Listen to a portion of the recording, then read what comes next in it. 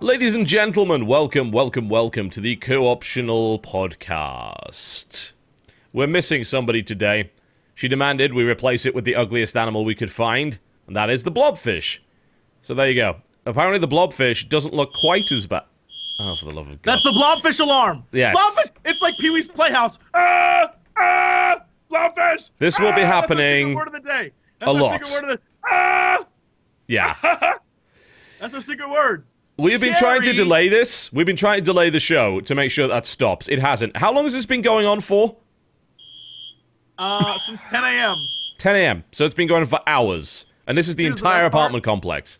When I call them, they're like, yes, no, sir, we understand. And we are actively trying to resolve the issue. The issue is that there's a dude down there from the fire department just flipping switches. Like, hold on, does this one work? Flip. Okay, it does. Flip. Wait. Flip. And it's been, what is he doing? How many switches do you have to flip? I don't get it. I can go stand outside with a damn lighter and solve all of our we'll make sure it works. We'll figure it out. So until then, that is our blob alarm. So What is that animal called? It's a blobfish, which apparently does not look like that. Now, you can't rely on the blob. Blobfish! Blobfish! I'm so sorry that we had to bring you on today of all days, Mr. Larry Bundy Jr. Welcome to the show. That's alright. It's always the same for me. Sod's law, eh? So. Pretty much, yeah. You are, of course, from the British Isles. You are perhaps known for your work with Mr. Ashens. That's correct, yes. Yes, indeed. And you were formerly known as Guru Larry, if I recall correctly. I still am. You are still known as Guru Larry. Excellent. You have not veered from the light. No, I'm still under that moniker. Good to know. Good to know. All right, well, welcome to the Co-Optional Podcast. We occasionally talk about video games when we're not interrupted by fire alarms. Coming up in the show, we'll be talking about what we've been playing this week, and then we'll go into a little bit of news. There's been plenty of interesting things turning themselves up. Jess, you're just waiting for that alarm, aren't you? I'm waiting, but it's off now. That's good. I'm more impressed that I'm with two fine British gentlemen. Two quite... Yeah. Should I do my accent too? Hello now, boys. It's me, of this. Now all we need to do is put you in a safari hat and give you a long rifle. And then... I was in the Second World War. It was Nazi fellas. Oh, there's an air raid going on right here. Better get into the shelter. It's all right, Mary. I got a can of Spam. We will fight them. Yes. Don't worry. I want to do my impression of Winston Churchill. You are welcome to do so. We only have three people. We need to fill time. Is this a British power hour? Yes. God bless the Queen. Yes. We will fight them. We will fight them with the fire alarms. For this will be our finest hour. I will do the Queen. Hello! It's me! That's Mrs. Doubtfire. I was going to say, that's either Mrs. Doubtfire or the Fishy O character from... That is the good job alarm. Monty Python. Jesse, up the Queen! Yeah, I think it's definitely the Monty Python. That's actually a very good impression of the fish joke from The Meaning of Life. Very good. But where did that fellow go? Where did that fishy go? That fishy, oh. Also, I want to point out, I can't look at our screen because that is the... Oh, the hideous blobfish? That fish is disturbing. Not because he's hideous, but because out of the corner of his mouth, there's like just goo. Like he's slobbering. The fish is he's just slobbering. It's like, that's rude, fish. It's dead. Like, the fish apparently doesn't look like that at all. I don't know. The fact alarm just went off saying that is how that fish looks. See? He's in Men in Black 3, isn't it? That fish. Yeah. I love this. Yeah. If you put it back in the water, apparently it looks like a regular fish. But if you take it out of the water, a regular fish. It's a regular fish. How does that work? Wait, so if you put it in the water, does it soak up the water and start flying? I assume so. You know, it's one of those dehydrated fish. It's a NASA fish. This is like our own episode of QI. This is wonderful. That's about as far as it's going on the QI side of things, I think. This is great. So, the show. We sometimes do it. News, and then trailers, and then we'll talk about the stuff that's coming this week, and then we'll talk about host topics, most likely, assuming we have the time for it. With only 3 hosts, it's likely, and then we'll round off the show by telling you to watch our videos. That is the way that this show goes, and that's the way that we're going to stick to. And it will be occasionally interrupted by fire alarms. Just wonderful. And burning! Yeah, that's what I was hoping for today. Oh, delightful. And of course, I was very, very drunk. I miss the Fast Show. I do miss the Fast Show. I also miss the miss Harry Enfield as well. That saddens me. Every week I've been watching the Loads of Money music video just for the sake of it. I don't get any of those references. That's no, you wouldn't. Only me. Yeah, you wouldn't get a single one of those references. It's great. Those were comedy shows when we were growing up. Yes. I watched the Fast Show, and I wasn't allowed to watch the Fast Show because it was highly crude. So, but I watched it anyway on BBC Two at 9 o'clock at night. The Deuce, the Bibadeuce. Sminky, That's what they called pinky, it. Bang bang. Yes. The Bibadeuce. Swinky pinky. 6 gerbils. Chris Waddle. Hold on. Not Chris Waddle. Wait a minute. Wait a minute. The offensive comedy was Swinky Pinky Gerbils? Well, it was mostly highly Yes, it racist. was. The alarm went up. That's true. That's the humor true. alarm. Quick, evacuate Humor the area alarm. before more jokes are made. It's Oh, suit you, sir. Oh. it was mostly due to the it was that Do scene. you want it, sir? Do you? Yes, that scene in particular, I think, was probably what caused that. And then there was the racism and Oh, the of things course. like that. Of course. Then there was the racism. Yeah, You know. naturally. Pretty much any British comedy show from the 80s, early 90s relied on stereotypes of other nations. So it's just And making fun of Mrs. Thatcher. Yes, indeed. Those were the days. Those sick sketch were. shows have gone off the my boiler over here, really. There's Peep Show, isn't there? But Well, is that a sketch show? I don't know if it is. Isn't there? There's that other one that I've seen a decent number of shorts from that are actually quite good. That bloody James Corden show. No. Oh, okay. Thank God for that. This is like a reunion of the British Empire. It is. Damn, what show is it? All we need is a It's got Canadian two- and an Australian, and we'd have a perfect. We'd Is it you start- Armstrong and Miller? I don't think so. It's more. There was this one sketch that I saw from it which was hilarious. It was a parody of James Bond. It is not hilarious. The non-humor. The Mitchell and alarm is Webb look, going that on. was it, yeah. Mitchell and Webb look, that's the one. There was a great parody of James Bond on that where he was being super suave and he was gambling for his life, but he was gambling on guess the weight of the fruitcake, which is about the most British thing you could possibly do. It was wonderful. I think the one I remember the most is them when they're Nazis. Yes. And one of them turns around, are we the baddies? Mitchell and Webb is pretty phenomenal. We like that. Poor old Jesse, we're pushing him out of our... We really are. As well. narrow Let's talk about British It's sketch okay. shows for now. He won't understand a single joke. It's wonderful. I want to talk about In Living Color. So, did you know that you can do what you want to do in Living Color? I don't understand story. any of what you're saying. Also, what's his name in it, didn't we it? don't play that. And, well, wait, what? I don't know what's happening. See? Now you know how I feel. Yeah, Welcome to the club. but the thing is, we're the majority, so we get to oppress you. Yes, we get to. You got to stand there for the whole show This singing is- Pomp and Circumstance. British privilege right here. Land of hope and glory. Yes. We're eating our French fancies. That we are. And The fact that we French eat, fancies. the fact that we Love have a hope food and called glory. French fancy is just And British in and of French itself, fancy. isn't it? We'll have some French fancies. This is where they get the reputation for being very silly from. Blobfish and I, we're going to take you guys out. I don't think so. Blobfish We're a is dead. team. Get on.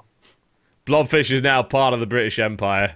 Yeah, you could just imagine him in a monocle, couldn't you? So Yeah, he is just like pretty everybody clammy else. and white, so it's perfect. He'll fit in just fine. Clammy, pink, and miserable. Yeah, that's pretty damn British to me. Yep. It sort of sits down doing nothing as well. That's Yeah, and complains about it, obviously. pretty... Bloody scabs on the dole. All them bloody foreigners taking our jobs. Yeah. Well, Well, then Polish again- people coming in and taking the jobs we'd have never had in the first place anyway. Oh, my. Taking our toilet cleaning jobs. That was an English person's job. That was a right proper English job. They should cut down their coal mines. Yes. I came from a coal mining town, so we got a Oh. lot of that. We got a lot of that.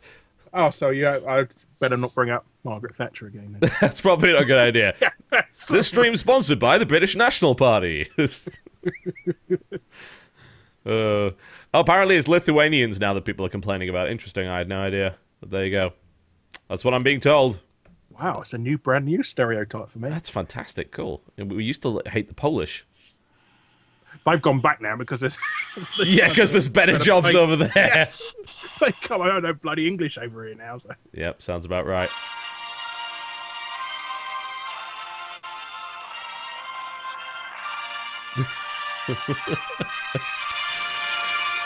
We have the most depressing national anthem, don't we? I think it's disgusting because all it is we're singing about how great somebody is. Yeah. I mean, we should have something like Land of Hope and Glory, really, shouldn't we? Or Yeah, well, Land of Hope and Glory or Jerusalem or something like that. yeah, It's rather strange that no, Jerusalem, the track is known as a very British anthem, yet of course references something which is halfway across the world. Yep, keep it up, England. You're doing it right. Well, we did used to own the other side of the Yes. world, so it kind of does make sense. you keep quiet there. Well, we'll have our country back. Thank you very much. Yeah, it's strange that we've gone on this gigantic British derail at the start of the show, but frankly, we need to fill time because we're lacking the fourth guest, and Blobfish isn't being very cooperative right now. So He's dead. Let's remind you. Our Wait, guest that- died. Well, you're going to have one of the regulars from the colonies, haven't you? So. that we do. All right, folks, let's talk a little bit about what we've been playing this week. goodness. I gotta say, man, I've been playing something that's not Hearthstone. I've managed to finally break away from that. What was it? I'm still playing a lot of Hearthstone, but I played. What was the thing? I played some other games. They're all right. Like, And then- Begin with a G. What was that? No, actually, I have not played GTA yet. Chris bought Ethan, it, so what are you doing? I play on PC. I don't want to play on consoles. Really? You know, PC. I have a story about that. Chris bought it, and Chris is currently living with us, and he bought it. He said, yeah, I want to play GTA 5. I'm like, fine, you can play it on the PlayStation. I'll just wait for it to come out on PC. So he buys it, and he's all hyped to play it. 45-minute install. Just like sitting there watching that damn thing What? install the entire way. I can tell you something worse happened to me. What was that? 4 or 5 minutes install, put the second disc in, my 360 falls over and scratches a bloody disc. Oh! I had to go and buy a second copy. So What? yes, so I own two copies. Who are you? Here's what you do. You go Wow. rent the game and replace that disc with the disc. I that used to do scratched. that from Blockbusters from PS1 games. And that's why Blockbuster went Everyone bankrupt. Everyone, screwed them out of everyone a- did. Well, they do those special Everyone labels, did. don't they? Now they put them sort of non-tamper-proof labels on the front of discs, or they have special. Well, that's why no one buys there anymore, because we're not dumb. Wow, what How a else am I going to difference. replace my Final Fantasy VIII Disc 4? I need to play that shit. Yeah. Year 2000. Or if you suddenly lost the instructions, that's where you need to go for a replacement there. Yep. Yeah, but it did not take 45 minutes. I was, of course, exaggerating. It's about 15, No. but About 50 minutes. yeah, it was amusing just to watch it because he was just itching to play it, and I'm just, right, I don't care. I'm going to wait. I've never really been massively into GTA. I play a little bit of it. I barely... That's the GTA alarm. GTA alarm. Look, you have always been into GTA. That is, you have been detected as a liar. Nope. No, the GTA that I enjoyed the most was... See, that's a British game, that is. You should be supporting Britain. It is, but they haven't done another game in Jolly L London since GTA London. So okay. I was going to say the Getaway. That's set in London. that doesn't count. That wasn't Oh, even by the same company. Getaway, I don't know, like the Getaway blew my mind when I saw it when it first came out. That was like graphically incredible for the time. I actually used to use it to navigate around London. It was pretty accurate, wasn't it? Yeah, Getaway was not terrible, but No. It's very good if you like calling people wankers as well. yes, it is the premier wanker slinging simulator. It's And I think ideal. it's got a Guinness Book of Records for the no using of the C word as well in a video game. Nice. Yes. Interesting. Cox. No. Yeah, Cox. That was Oh, it. that's it. Jesse. Yeah, absolutely. Yeah, I don't know. I played a lot of Vice City, but the other games I dip into every now and again. I'm just like, it's it's fine. They're fun. It's definitely not the most fantastic series that I've ever played that I've really personally enjoyed. So I don't have a desire to play at a low frame rate when I can just wait. I don't care. I can just wait. There's more rumors that it's coming to PC. Apparently, there's more information that were found in XML files of the PlayStation 3 version that references all sorts of things like DirectX version, PC, and things like that. So, it is likely that it will come to PC eventually. I reckon they released on consoles before just to give them a chance, because everybody's going to get the PC one otherwise, aren't they? Yeah, well, I mean, it's also to double dip as well, because they know that a lot of people are going to lack the... What's the word? I'd say lack the self-control to stay away until the PC version comes out, so they end up buying it twice. What are you talking about? $1 billion. $1 billion in 3 days. Did you? It's insane. $1 billion. That's the $1 billion alarm. $1 billion. No, apparently Forbes magazine, some money magazine was like, really by the end of this, they could have play like a small role in the total like income budgeting of a. Fact alarm! Bullshit fact alarms going off. Jesse doesn't know what he's talking about. In the government. Like basically, the national... No, all right, fact alarm! Come on! Fact alarm's going off. Jesse doesn't know. But apparently they're saying that it made so much money that it will play a role in like the national recovery. That's how much money it was made. Yeah, like the gross domestic product, it will probably rise significantly as a result of that success. You got to ask yourself, how much are they sacrificing work hours and people bunking off to play it? That's a good question. No one cares, alarm. No one cares, alarm is going off right now. No one cares. America doesn't care. America's like, look, siren. They wouldn't have been working anyway. They would have been just checking Twitter and Facebook and flirting with their ex-girlfriend from high school. They would not have been caring. What would be perfect is if every woman in England simultaneously took maternity leave all at the same time to play GTA. It's just like, someone's been busy. That is babies come first alarm. Babies come first, TB. God, raise your kids. This is a terrible joke. Like, raise your damn kids. Look, it's still going. It's still going. Great joke. What the fuck? Oh, God. Yeah, so I have not been playing GTA, actually. I've played a couple of different games this week. I played Alien Rage, which is fairly average, honestly. Is it like regular Rage?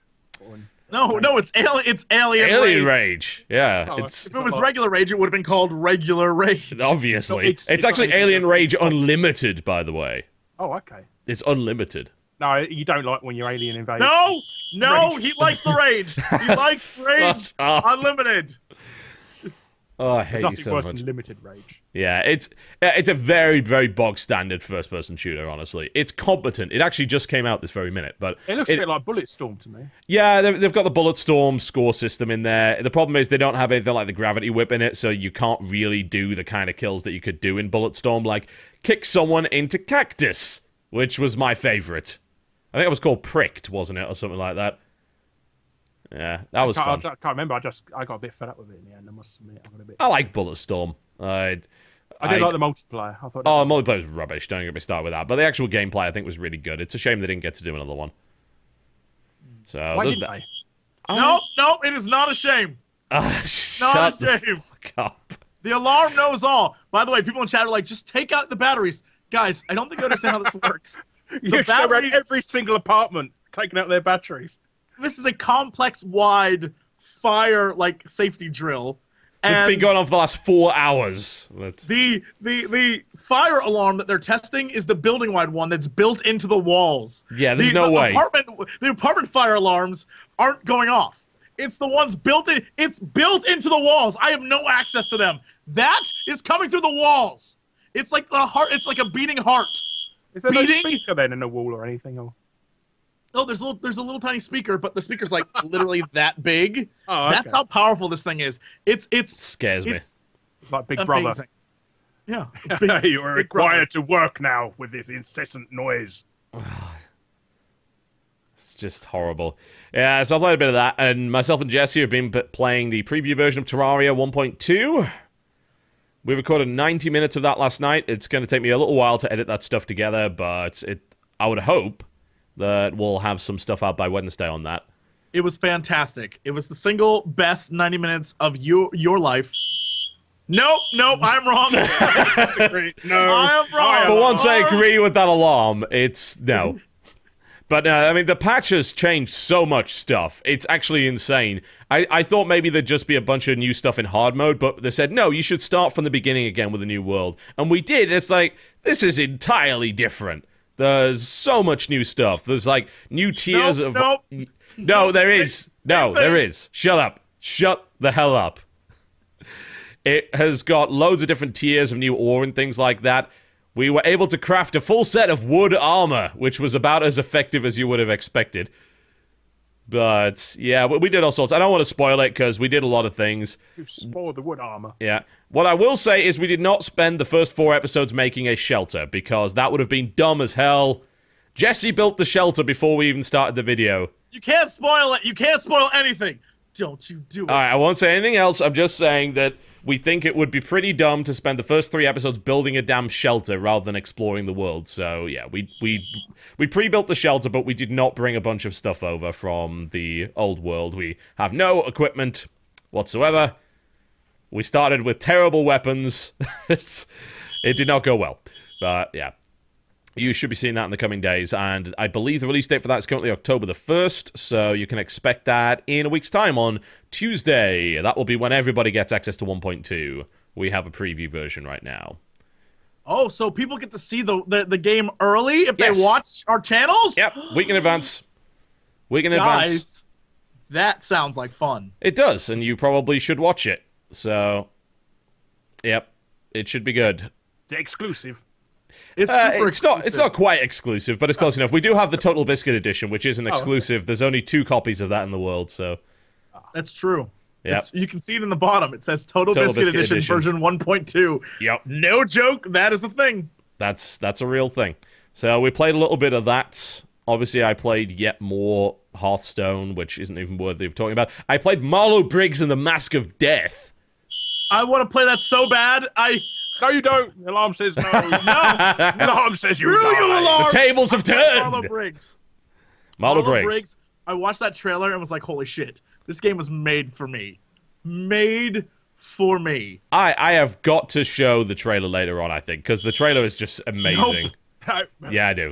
I will show the trailer later on, because Marlowe Briggs is hilarious. It is such a low-rent game. Like, people got angry with me for calling it, like, a terrible game. It is a terrible game, but it knows it's a terrible game, and it embraces that fact. And that's why it's okay. Go for so bad it's good. Yeah, it is, actually. It is one of those games that's so bad it's good. It's not mechanically awful. Like, it's mechanically competent. It does what it's supposed to do. But it's just ridiculous in every possible respect.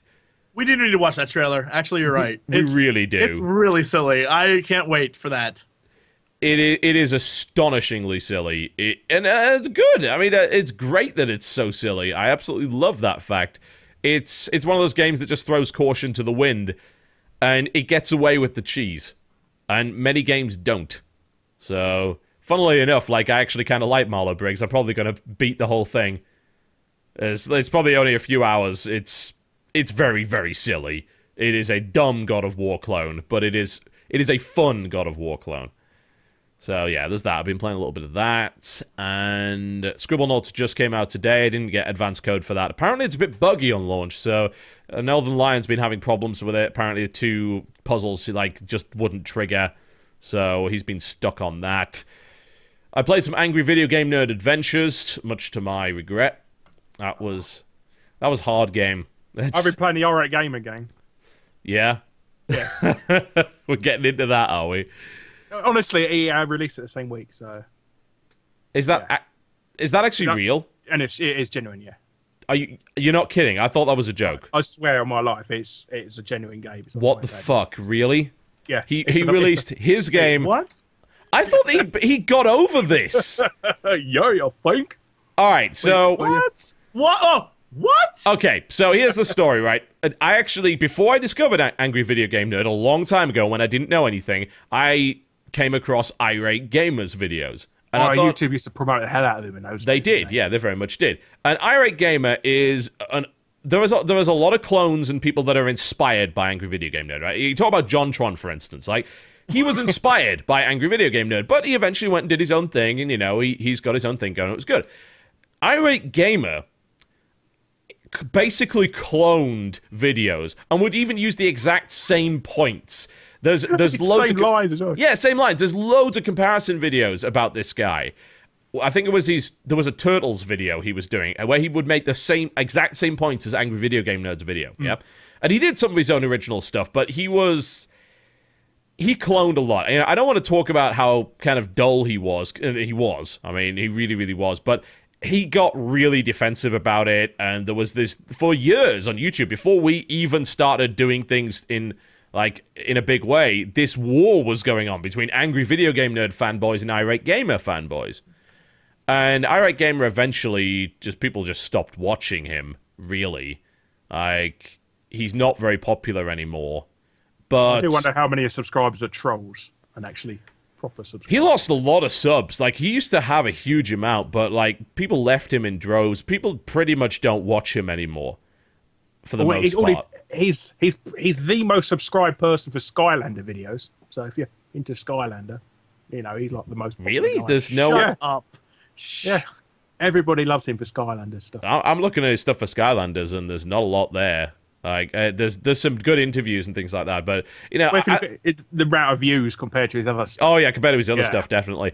For me, it was like, I'm just kind of surprised that he would release his game in the same week, because people make mistakes, right? Especially at the start of YouTube. This stuff was coming out like 2007, you know? Yeah. This was a long time ago. And I'm willing to kind of forgive and forget in that respect. Just say, you know what, he did some dumb stuff, whatever. But the fact that he's releasing his game in the same week as Angry Video Game Nerd's game, the fact that he's even making a game, oh man, this guy never learns. Wait, what is this game called, though? What is The Irate Gamer game.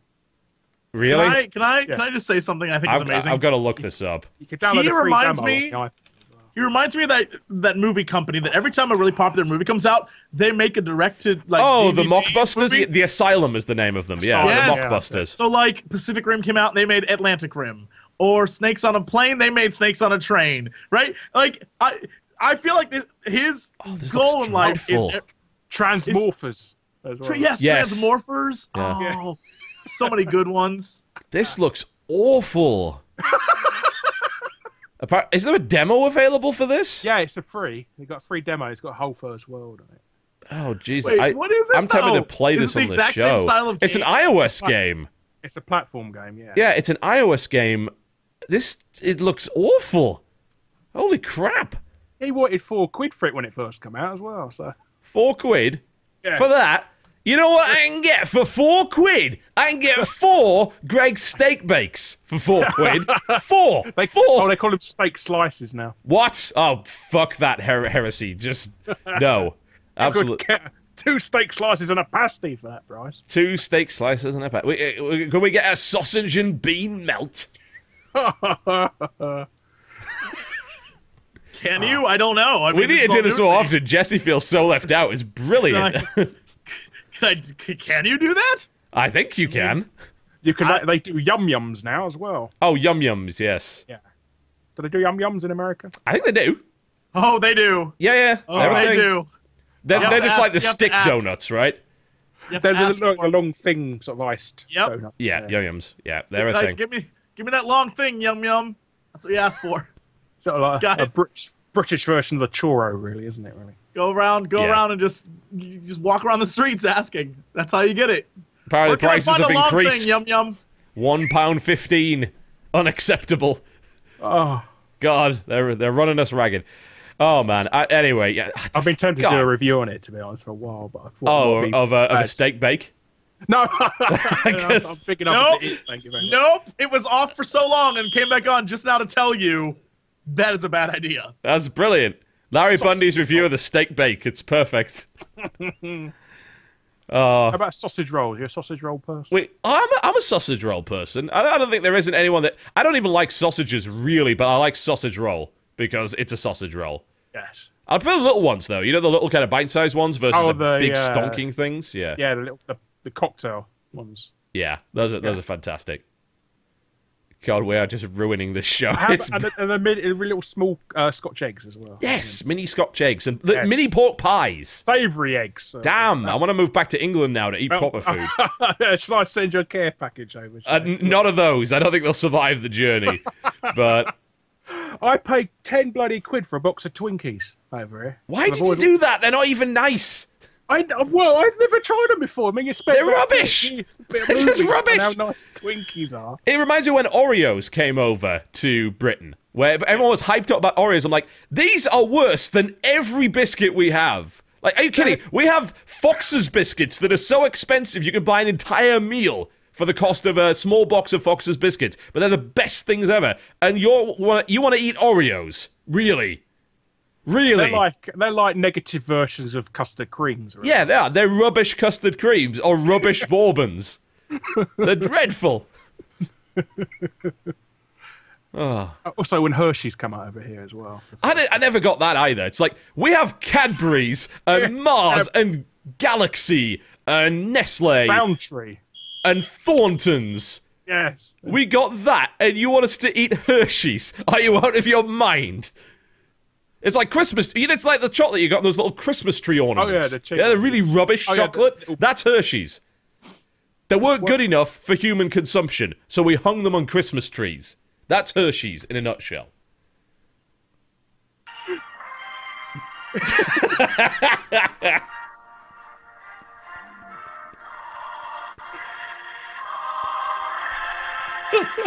We're making fun of your national chocolate here, and we can do this. It's brilliant.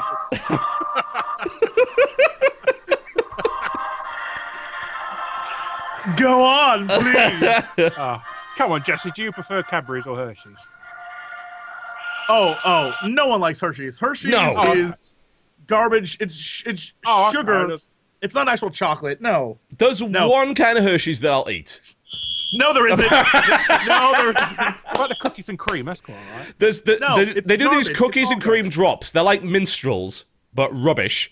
But they kind of taste okay. That's a cookies and cream drops they do.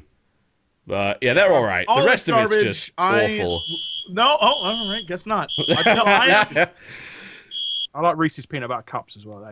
Yeah, my brother likes them. I have to send him them every now and again. But I don't like them because I don't like peanut butter. I can't help it. My dearest compadre, Wow Crendor, got me hooked on like natural foods that aren't processed. Well, you can get loads of chocolate that's good like that. There's loads That's what I'm saying, yeah. Eat green and blacks is fantastic. Eat that. So, like, I can't, like, now I can't eat trade chocolate? Good food. Yeah, it's always like, fair trade, not harvested. Oh, wait, hold on, not always. Not always.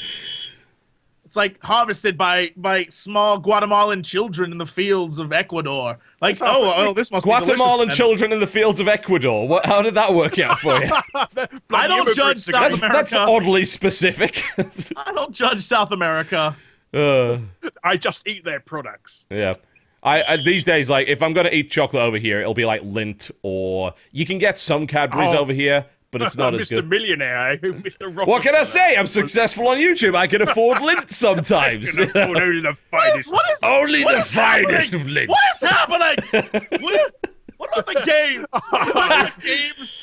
It's it. We've come full circle. We got Jesse to try and bring us back on topic. This is perfect. I really enjoyed this derail. I can see why you do it so often. The best kind of derails are the ones where Jesse feels completely left out. It's just great. All right, okay, yeah. Anyway, we should just do an hour show at some point, Larry, where all we do is complain about stuff that isn't from Britain. It'll be brilliant. Let's do that. Anyway, let's get back to the game. So yeah, I played that. I played a little bit of Ironclad Tactics. That game is fucking fun. I am so happy with that game. So, for those who don't know, it's like playing Scrolls, but with 5-second turns, with an alt history American Civil War theme where everyone has robots. Awesome. Yeah, so you build Sakura Wars. Pretty much, yeah. You build a small deck of cards, and those cards are units that you play on this field, and the turns go at like 5... There's a little clock for every turn. They're like 5-second turns. So every time a turn goes over, the units will move forward. Yeah? So they will then fight stuff that's in range, and it's based on lanes. So it's like 4 or 5 lanes on the map. So you put. It's a bit like Advance Wars. Not so much, because the way that Advance Wars works is more of a kind of standard tactics game where you can just move units around. Here, units move on their own unless you tell them to stop. They'll move forward unless you play a card which moves them from their lane to another lane, right? And nothing can move backwards. So everything's... You've got to time everything together and play combinations that work. Yeah, it's an army of robots, and you can equip the robots with stuff like cavalry sabers and shit. And each weapon has different functionality. A cavalry saber can hit everything around it, whereas like there's a cannon which has a minimum range and a reload time, but does huge amounts of damage and has an AoE and things like that. It is brilliant. It is a fantastic game. And it is by the guys that made Space Chem, which is a great puzzle game that melts your brain. Yeah, it's really hard. But Ironclad Tactics I would strongly recommend to anyone that's even slightly interested in tactics games or CCGs, because it's brilliant. And it's not a free-to-play game. You don't have to buy cards or anything like that. You unlock everything in-game. It's brilliant. It's great. And I'd strongly recommend it. So there's that. So the tactical element is not just playing the right cards, but playing them when you need to, or else your guy just gets to the edge of the map and just stands there. Like, well, I'm doing my job. Pretty much, yeah. You've got to play them because certain units have different movement speeds as well. So you've got to play, because you could play one unit that could catch up to the other one, but then units block other units. So if you've got a fast unit behind a slow unit, you get problems there. There's objectives on the map which you can hold with infantry. Infantry get squashed, by the way, if they come in contact with a robot. So that's an interesting little dynamic. But it's just awesome. It's a fantastic game. Got to ask, John, is it better than Top Trumps? I'm going to say that it's better than Top Trumps. Oh, okay. Oh, see, you should be proud of it. Why did we even play Top Trumps? It was awful. It's sort of a card game for thickos and kids. It really is. It is the dumbest card game. Wait, what? It's a card game for thickos and kids? Yeah. It is the... So Top Trumps is still made in the UK. It's this dumb fucking game. They make so many sets of it with different themes. They're all, of course, exactly the same rules, but they have different themes. So you buy a set of Top Trumps, and you deal them out, and essentially one card beats another in numerical value, and that's kind of as far as it goes. It is astonishingly dumb. I got it on the PS2, Doctor Who Top Trumps. Can you see that? Are you kidding me? Shut Doctor Who Top Trumps the PS2 game. Yes, what the fuck is the point? I don't know. I want to do a retrospective on all the Doctor Who games. Oh man, I've got to see if there is a... Is there footage of this? Well. Is there footage of this on YouTube? It's a game for thickos, it is. It is a game for thickos. Doctor Who fans. There is. Most of it's filming the screen. Well, that's it. It's. Oh wow! Apparently it's on Wii as well. It actually made its way onto Wii somehow. It's £40 as well to pay. What? 40 quid for that? Yeah. Well, not now. I paid 50p for it. I was gonna say. But it's got nobody bought it. Nobody wants to pay 40 quid for a bit of card that you can play digitally. Oh man, every one of these links actually is filming a screen. But this is the best I can do, guys. I'm sorry. I'm going to show you the mighty Top Trumps. Come on. I think this is the Wii version, so it's slightly enhanced. God, it won't even play the video. It's so bad. Damn. I must show you Doctor Who Top Trumps. With motion controls. Motion controls. Oh my... Can I just say I looked up the definition of thicko? Oh, it's a Britishism, isn't it? Yeah. And the sentence they used is, "You're such a thicko. You fail at every test you take. Thick as pig shit. Useless like your mother." Yep, that's about right. All right, so I'm sorry, guys. This is the best I can do. I think this is the DS version, filmed with a phone. There is no proper footage anywhere on the internet of this. Oh, where's RetroPro when you need him? Man? Pretty much. Welcome. This is Doctor Who Top Trumps. Basically, all you do is you pick a characteristic and you see if the other guy beats yours. And that's it. That is it. That is the entire game. And they've been going for about 40 years with these, aren't they? Yeah, they've been releasing sets for 40 years and people keep buying the fucking things. They need to stop. That's it. That's the game. That's the whole game. There's nothing else to it. Well, at least you don't have to play with somebody else for the digital version. Oh, you can play it on your own. What's the point? It's even worse. Wait, one of the attributes you can play is height? Wait, that's Yeah. how you win? Yeah, I'm taller than you, victory. Yeah, pretty much. That's it. That's top how it trumps. works. And they slightly changed the characteristics for each set. Like, there's top trumps for everything. I've got Everything you can 70s imagine, football. there will be My a top trump set for it. Yeah, I got one. My older brother used to collect them. I got things like 70s rally cars and 70s footballers and stuff like that. Oh, soccer players. Sorry. Oh, wow, there's top trumps USA now as well. Ah, There are, oh god, Doctor Who Pack 7. There are 7 editions of Doctor Who Top Trumps. There is a One Direction Top Trumps. How could there be enough cards? hang on 1 second. I'll show you one thing I've got. Alright. Oh, this is the stupidest. This is the stupidest thing I've ever seen in my entire One life. Direction Collector's Tin Top Trumps. Moshi Monsters Top Trumps. Baby Animals Top Trumps. So baby animals get to kill each other in this Top Trumps game. Stupidest No. thing I've seen in my entire life.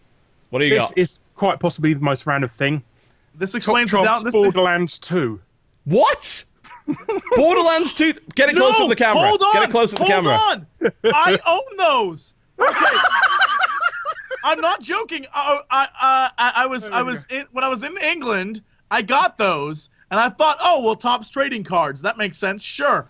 And I got them, and I was like, what the hell are these garbage? Because it didn't make any sense to me. Now I know what they are. I have that exact same pack. Here's the thing. I planned on giving it away to someone because I don't want it because it's dumb. Alright, you want to hear some more dumb Top Trumps? Here we go. Top Trumps the dog.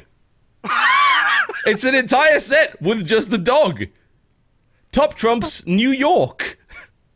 Top Trumps Skyscrapers.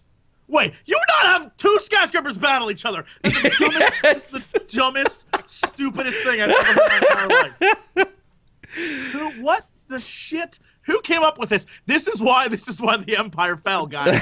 This is why the Empire fell. It collapsed around the And these are the time US Top ones that actually make sense.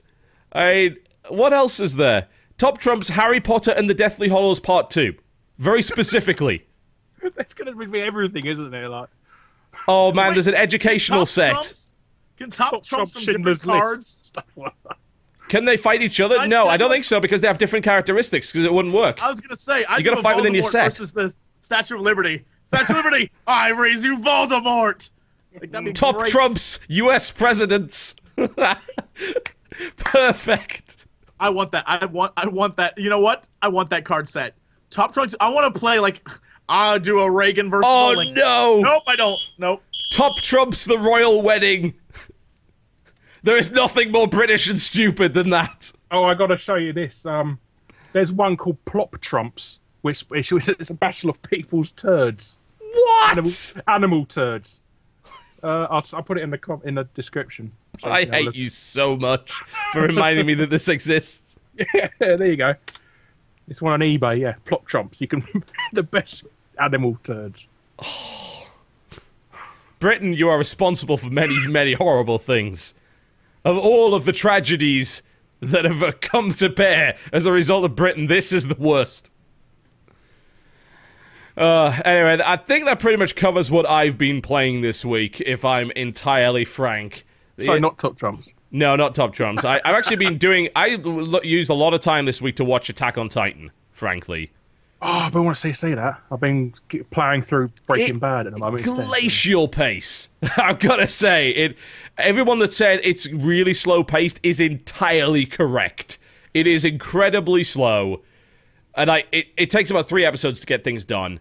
But it has the best opening theme for an anime or anything I've ever heard in my life. And they changed it halfway through the series. I'm like, what are you doing? You have They always do that in anime, though. Yeah, it's annoying. I watch like all of Full Metal Alchemist Brotherhood, and it has like 6 different opening themes. They just keep Oh, changing you it. want to try and get onto Bleach then? They change it every other week. Oh, do they? Oh, I've heard Yeah. Bleach is full of filler, so I've been avoiding it. I don't watch much anime, honestly. I don't have the time, but I occasionally dip into stuff that's like really highly recommended. And Attack on Titan it's got a really cool concept. It's got some really creepy enemies. Like, the Titans freak me out. They look so strange, which I think is really cool. The idea of the way that they fight them is awesome. And the opening theme just blows my mind. It's the best opening theme for anything I've ever seen. And they used it for 12 episodes and then changed it. Ah! Why would you do that? Oh, I don't know. But yeah, I've been watching that, and that's been soaking up a lot of my time. I'm almost up to date with it, so that shouldn't take too much longer. How many episodes are there? Currently, there's 24. It's still running season 1, so yeah, I've been watching that, and it's good. It is a good show. I don't want to talk any more about it because that'll spoil it for people. But yeah, that's what I've been doing this week. So, Larry, why don't you tell us what you've been playing this week? Well, it's a combination of GTA 5 and Zelda Wind Waker HD. Okay, so why don't you start with GTA 5? Tell us what's been going on with that. Well, I've been mostly soaking in the ambience, really, rather than playing the game, because it's just so fantastic. I mean, I think it's pretty much the best you can actually do in this generation. Like I say it. I've been told a lot of people do believe that. It's a lot funnier than GTA 4 as well. Is it? Oh, that's good. Because it just got a bit too serious. Yeah. So I do like that. So, like I said, I haven't been playing it too much because I've been switching in between that and Wind Waker Hood. Wind Waker Hood. Yes. Yes. So yeah, that's slightly disappointing. Oh, but. That's slightly disappointing because it's pretty much just an upscale version of the GameCube version. Really. There are some changes though, right? Well, they've filtered out some annoying bits, like the having to get Mr. Tingle to translate all the Triforce parts at the end of the game. Okay. Have you played Wind Waker? No, I was never a Zelda person really, so I don't have a frame of reference for it really. Well, the one thing that really annoyed me because Wind Waker's infamous for they had a quick schedule for the last one, a quick deadline, and they had to cut 2 of the dungeons out of the original, and they haven't put them back in. Really? They've had 10 years to put them back in. No, so it's an incredibly short Zelda game for what it is because it's got half the dungeons missing. Wow. Yes. So that's my big disappointment that they didn't go and put them back in. Which, and also stuff they said you can play any dungeons in any order you wish. That's been taken out as well. Oh. Well, they promised that, but they never put it in. So there's a lot of bollocks in this game, basically, in terms of the. It's a bit cheeky. They're asking full price for it. Yeah. But then they're going, it's going to sell because of. It's Zelda. Of course it will. And there's nothing else to play on Wii U anyway, aside from Wonderful 101, which I still haven't got around to playing. I have it sealed downstairs. I need to play it. They only send us digital copies now. Really? They don't. Yeah, they only lend you the retail discs. Oh, I just bought it. I have no connection. Oh, sorry. Oh, okay. I'm a PC reviewer. I don't get a reviewer. Some people call me, but I'm a PC guy. I don't. I have any connections with the consoles whatsoever. The only review code I've ever had for a console, I think, was Dragon's Crown, just because the guys who make it happened to watch my video about the feminism controversy and sent me a free copy. And that's it. But yeah, I just buy my... feminism, anger, or happiness. Game, please. Oh, nope. No, neither of those are correct. Sarkeesian alarm, that is.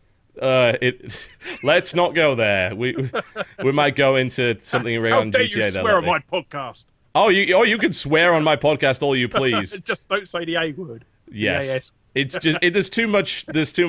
I just no. It's toxic. No. What can I say? It's toxic. I don't want anywhere near it. Quicksand. Like Britney Spears. Love is so toxic. Yes, Anita Sarkeesian's love is so toxic. Right? Okay. I didn't say that. Yes, you did. Don't put that on me, Ricky Bobby. Can we make up false allegations that she lures children into a gingerbread house and then eats them? I, for one, am for whatever is popular with the people. Oh, dear. All right. So that's what you've been playing this week. Anything else? Yes. I want to play the Chaos Engine. I managed to get a copy. Yeah. Party power. So yeah, I'm going to be doing a video of Ashen's on that as well. Awesome. Chaos Engine was fantastic. I don't know what the remake, quote unquote, is like. It's an upscale version of CD32 game. CD32 version. Oh, okay. Yeah. So it's got the really sort of Dago colours. It's not very sort of Victorian looking anymore. Yeah. Well, I don't think they should have HDified that at all because, that graphic style, I believe, is timeless. Like, the Bitmap Brothers kind of Speedball 2, Xenon 2, Mega Blast, Magic Pockets kind of style. Yeah. Well, it feels a bit antiquated now because Does it? You're so used to top-down shooters being twin-stick shooters as well. Yeah, fair point. So it feels having to shoot in the direction you're facing just feels quite awkward. Huh. I never considered that. So modern gamers, you know. Yes. They don't know. Them young whippersnappers. They just don't understand how it was back in the day. In one day, my day, I only had one Back in my day, it was a slice of bread uphill both ways in the snow. In my days, wait 30 minutes to load the game on cassette. Indeed, we did, and it made horrible screeching noises as it did so. It was like torturing the game. It's like a cat trying to take a dump. It's like, Quite. He's trying to fit in by doing his best blobfish impression. I just want to be part of the group. did you have cassettes in your day, Jesse, or your dad? He's older than us, man, I think. Okay. How old are you, Larry? Kids. I'm 34, I am. Oh, Jesse's not quite as old then. Oh! What up, old man? Ah. How's it feel being close to death? Jesse's like What up? 32, and we constantly rib him about it. Stupid old people. Get out my way. I'm the youngest person on the show for once. That is never happened. That is very unusual. Yeah, I'm I only 29. said that 'cause- So John told me to Elderly. say that, or it wouldn't let me on. So- I'm actually only 22. I'm just... 22, really? No, I'm not. I'm joking. God, I don't even know what to believe anymore. The British are masters of deception. It's my Britishness being very convincing, because we never lie, we ask. No, we do not. That would be dishonorable. All right, Jesse, what have you been playing this week? This week I played a game called Foul Play, aka TB the Story. Great game. It is Oh, yes. fantastic. I've got it, but I haven't played it yet. I know a lot of people there was some controversy regarding Charlie Murder, about how people were like, it's just like Castle Crashers and stuff. I love Charlie Murder. No, it isn't. Not at all. Who the hell said? What was that? Who said that? I'm gonna hunt them down. Actually, when I was at PAX Prime, I was talking with the guys. Like, they were getting, like, a lot of people love them, but then people were like, you are copying Castle Crashers. I was Are like, you shut your mouth. fucking kidding me? Yeah. So, Hi guys. So there's a game called Streets of Rage, and there's also a game called Golden Axe that Castle Crashers and Final basically. Fight. Yeah, and of course Final Fight. You don't want to, and Double Fucking Dragon, games that very much are. It boggles my mind that people are that dumb. That's well, yes. no, it doesn't. No, it doesn't. One of the A things I video actually game like, where you though, punch people, that's pure innovation. right? But the thing I like is that, Castle Crashers brought a new level to the gameplay where it was fun things you could do, and it was very silly to look at, and the battles were kind of wonderful. And then Charlie Murder has this other level where it's like, we're going to take it up a notch and make it an RPG where you have, like, spells and abilities, and each person is a different class. And then some of the maps, like, the one, if you watch the video... Oh, wait, hold on. That's There we go. you're So- copying Castle Crashers alarm, is it? Yes, so apparently... It's a fanboy alarm. one of the yeah, that's what it was. One of the really great parts is there's an episode, like in the episode that Josh Mattingly and I filmed, we did a bit where you go into the graveyard and they're little ghost girls, and when you hit them, they jump scare you. Like, it's a legit there's a lot of really cute, funny things that are sort of like homages to games that are out now. And I was like, that's a good level to take it to. This one, Foul Play, is like, we see your side-scrolling beat 'em up, and we're gonna make it so the cooler things you do, the more it impresses the audience, and that's who you care about, is doing great combos and making the audience happy with you, not about just progressing. So Yeah, you can't die in that game. Yeah. Yeah, you don't have a health bar. Can boot you. Yes. Yeah. And one of my favorite parts is then, like, people in the audience will shout stuff at you, like, hey, it'd be great if you did this. And then that's like an achievement or an objective. It's a side objective that you got to do. Like, and there was, I think, in the footage that I did from PAX, there was a kid asked me to leave the bandit leader to last, so we did that. Yeah. And there's a little bit of dialogue associated with it as well. I think the game gets a bit repetitive because obviously you can't die. You're limited to the weapons you've got. You do unlock more moves as you go through. But it's a good time, and like the way that they pace the game and have the different scenes switch on stage is fantastic. Really, really good. I'm sorry, I'm mad about that whole Charlie Murder thing now. That upsets me greatly. Right? And you should see the forums and stuff. It's really mind blowing. Like, you copiers, like what? You forget. All right, I'm going to drop a truth bomb at you guys. Sorry, guys. Castle Crashers wasn't that great from a gameplay perspective. Like, the strength of Castle Crashers was its art style, its music, and its character design. It was not the gameplay. The individual gameplay and the individual brawling in that game actually is not very good. Like, compare it to something like Golden Axe or Streets of Rage. It's nowhere near as satisfying. It is incredibly spammy, and there's very little variety to it outside of unlocking different characters. What they decided to do, instead of developing characters with a proper moveset, like, say, Foul Play or Charlie Murder has, they just made a bunch of characters and says, oh, you can just play a different one then. And each character's got, like, 3 moves, and that's about it. They go for the sort of arcade machine mentality. Yeah, like they did. They very much did. Yeah. Castle Crashers is not a amazing brawler. Yeah, it is good for a lot of reasons, but that is not it. So, you know, I'm just laying it down. Castle Crashers is not the best thing ever. From someone that enjoyed brawlers when he was growing up, Castle Crashers was not that great. Sorry. I would say at at least check out the demo for Charlie Murder, because it's actually a really, really good game. Yeah, it's solid. It's really great. The character design, the art style in that game is just mind-blowing. I love the progression. I just thought it was a remake of the Dishwasher. It's not. It's not a remake of the Dishwasher, but it's the same guys that made the Dishwasher. Yeah. It's got a lot of cool aspects to it. It's very fun. I enjoyed it a great deal. Other than that, this week, Guardian fucking Heroes is the best brawler. There is nothing that comes close. Just saying. If you have a console, get Guardian Heroes HD. Don't play it on HD because it ruins the graphics, and fucking enjoy the best brawler ever made. I had it for 200 points a couple of weeks ago on Xbox Live. Oh, £2. That's £2, right? Or $2. That's $2, isn't it? That's about £1.50. Brilliant. Fucking hell. Guardian Heroes. I played it so much. I have the original copy on Sega Saturn, slow down and all. And I have rental from Blockbusters. Yep.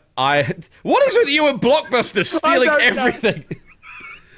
To be fair, I got some ex-rental stuff from Blockbusters actually for Sega Saturn when they were just clearing their stock. I got some good stuff in there because they had no idea what the value of it was. Yeah, that's why I found some of my favorite games ever was getting their little bin of like, oh no, we had 12 copies of this game and we only need 1 now. And I was like, I'll try it for like $3, and it turned out to be amazing. That's how I discovered the Ace Combat series. I never would have bought a fighter sim game, and I was like, holy shit, this game's amazing. It's not really a sim, is it? It's arcadey. It's very arcadey, yeah. Yeah. I'm interested to see what Infinity does. They're doing free to play with it, but the actual story trailer they put out actually looks pretty good. We'll see. I don't know. I don't necessarily trust them there, but yeah, Guardian Heroes, get it. It's just on Xbox, isn't it? Like it never. I don't know if it might be on PSN. I don't know if it ever got to PSN, but if it did, either platform's fine. It's amazing. I've beaten it on no less than 20 occasions, because that's what the game's designed to do. Ow. Yeah, I mean, you got different paths through the game. There's a bunch of choices you make, which completely change which levels you see. There's about 30 levels. You only ever play about 9 of them in one session. So there's shitloads of stuff, and different dialogue for every single one of those choices, and that's how you unlock all the characters for the arena mode, which has 6-player fucking madness. I have a multi-tap at home with my Saturn with 6 controllers just to play arena in Guardian Heroes. And you can play any character in it, any of them, and some of them are colossally overpowered. It's brilliant. Yeah, the green giants. Oh, you thought the giants were bad? Like, I'm talking about greater Earth Spirit and greater Sky Spirit level of overpowered. They were just ridiculous. So good. I don't remember that game at all, which is really weird. It was Sega Saturn only, so that would explain why I don't remember it. Only ever came out on Sega Saturn before they remade it. It's good though. I should have a look if it's out on PlayStation. Yeah, it might come out on PC as well. Yeah, it never came out on PC. If it had, I would have had it in a heartbeat. But yeah, Guardian Heroes is mind-blowingly good. It is. Yeah, no, it was only Xbox Live. Yep. Fantastic brawler, co-op, of course, leveling up system, RPG mechanics, multiple paths, huge amounts of multiple paths, and it's also made by Treasure, who, like, never made a bad game ever. Apart from Astro Boy. Okay, maybe Astro Boy. So there's that. Alright, what else you been playing, Jesse? Hearthstone, but that's because I can play that anywhere, and it's wonderful. Yeah. Mm-hmm. I'm trying to think of... if there's anything besides stuff for the channel, I Thursday, Friday, Saturday played something I can't talk about till October 1st. Okay. In San Francisco on Talk Like a Pirate Day. Yeah, that. Okay. So, and all I can say is F sharks, because sharks are the worst things that ever existed on planet Earth. We should nuke them. Nuke the sharks, because they are killing fish, and humans eat fish. Think about it. There's a Sharks Top Trumps set. Is it a brand new sequel to Echo the Dolphin? Echo the Dolphin Top Trumps. It's just... So here's a crazy thing, and I for as long as I remember have hated sharks, just hate sharks. Okay. But here's the thing: when my parents were here, by the way, go watch that video. It is amazing. The Q&A video with my parents is amazing. At the end, my dad's like, John Payne, we're coming for you. Well, he's like, help my son so he can make as much money as. It's like, no one makes as much money as John Payne. It's amazing. Go watch that video. It's hilarious. But they gave me a CD, and in the CD was all of these old, like, home movies. And so I put it in because I was like, I need to watch this stuff. Okay. I swear to God, one of the first skits I ever did is me in, like, a shark puppet. I had a hat that said, it was like, I love sharks. And I was at SeaWorld at the shark tank like, those things are awesome. Something happened to me somewhere along the line that flipped all that. And I feel like... Did you watch Jaws? I did watch Jaws, and that's probably what did it. But those were taken when I was like 10 or 12. So I figured I would remember. I don't know what happened to me. Something... I don't know. But apparently at one point in my life, I loved sharks. Now I think they're the worst. The worst. I used to like beans. And then I now hate beans. And I can pinpoint the exact second where I started hating beans. Is it a school dinner thing?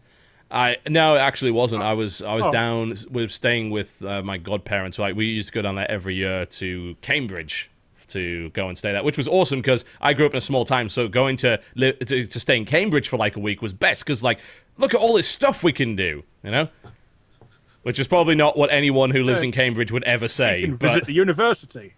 Yeah, but like compared to my crappy little town, which I used to live in Spennymoor, which was terrible. Compared to that, it was amazing. But down there, I had beans on toast one night, and it was just so many. It was just this gigantic pile of beans on toast, and I suddenly hated beans forever. I don't know what it was. It was a bean overdose. Did you know that unprocessed baked beans are a source of arsenic? Really? Yes. So I highly enjoy that the comparison in your life is, look, sharks, giant godless killing machines, or beans. Baked beans. Baked beans are killing machines, as just explained. You know, arsenic. It's dangerous. Yeah. Dangerous. They're good for your heart. The more you eat, the more you fart. They are. They're the musical fruit. That's true. Now sounds like a great time to go to a break. When we come back, we will talk about news, possibly. Or we could just talk about biscuits for another hour. I'm okay with that. No, news. We're doing news. We haven't gone about nice biscuits yet. No, we haven't. Nice biscuits. Jammy Dodgers! Jammy Dodgers. We'll be right back. Ladies and gentlemen, welcome back to the Co-Optional Podcast. A little bit of a long break there. We needed a fragrance of dark-colored coffee to wake me up. This had to be the way of things. Let's do news. Let's talk news. What's been going on? Lots of things have been going on. There's funnily enough, the Creative Assembly of Dumbasses. Funnily enough, that article is actually a year old, but I think it's come back into focus as a result of it clearly being a massive screw-up on their part. So, we can happily talk about that. Of course, we've also got the PlayStation 4 game upgrade process that's been fully detailed there by Sony. And does the UK think that violent video games cause violent behavior? The answer might surprise you. The answer is Thursday. So that's a really surprising answer. I am surprised, yes. Very. What really annoys me about this survey here is that they just went around and asked the public, like, it's like, no, we'll talk to some scientists to see whether... No, we're just going to ask the general public, who are, of course, known for being ridiculously smart. Yeah, so, I mean, all of these stats actually surprise the fuck out of me. All of them. And it's really dreadful. So, 61% of UK residents believe that playing violent video games can be a cause of real-world violence and aggression. And there's obviously the generation gap between them.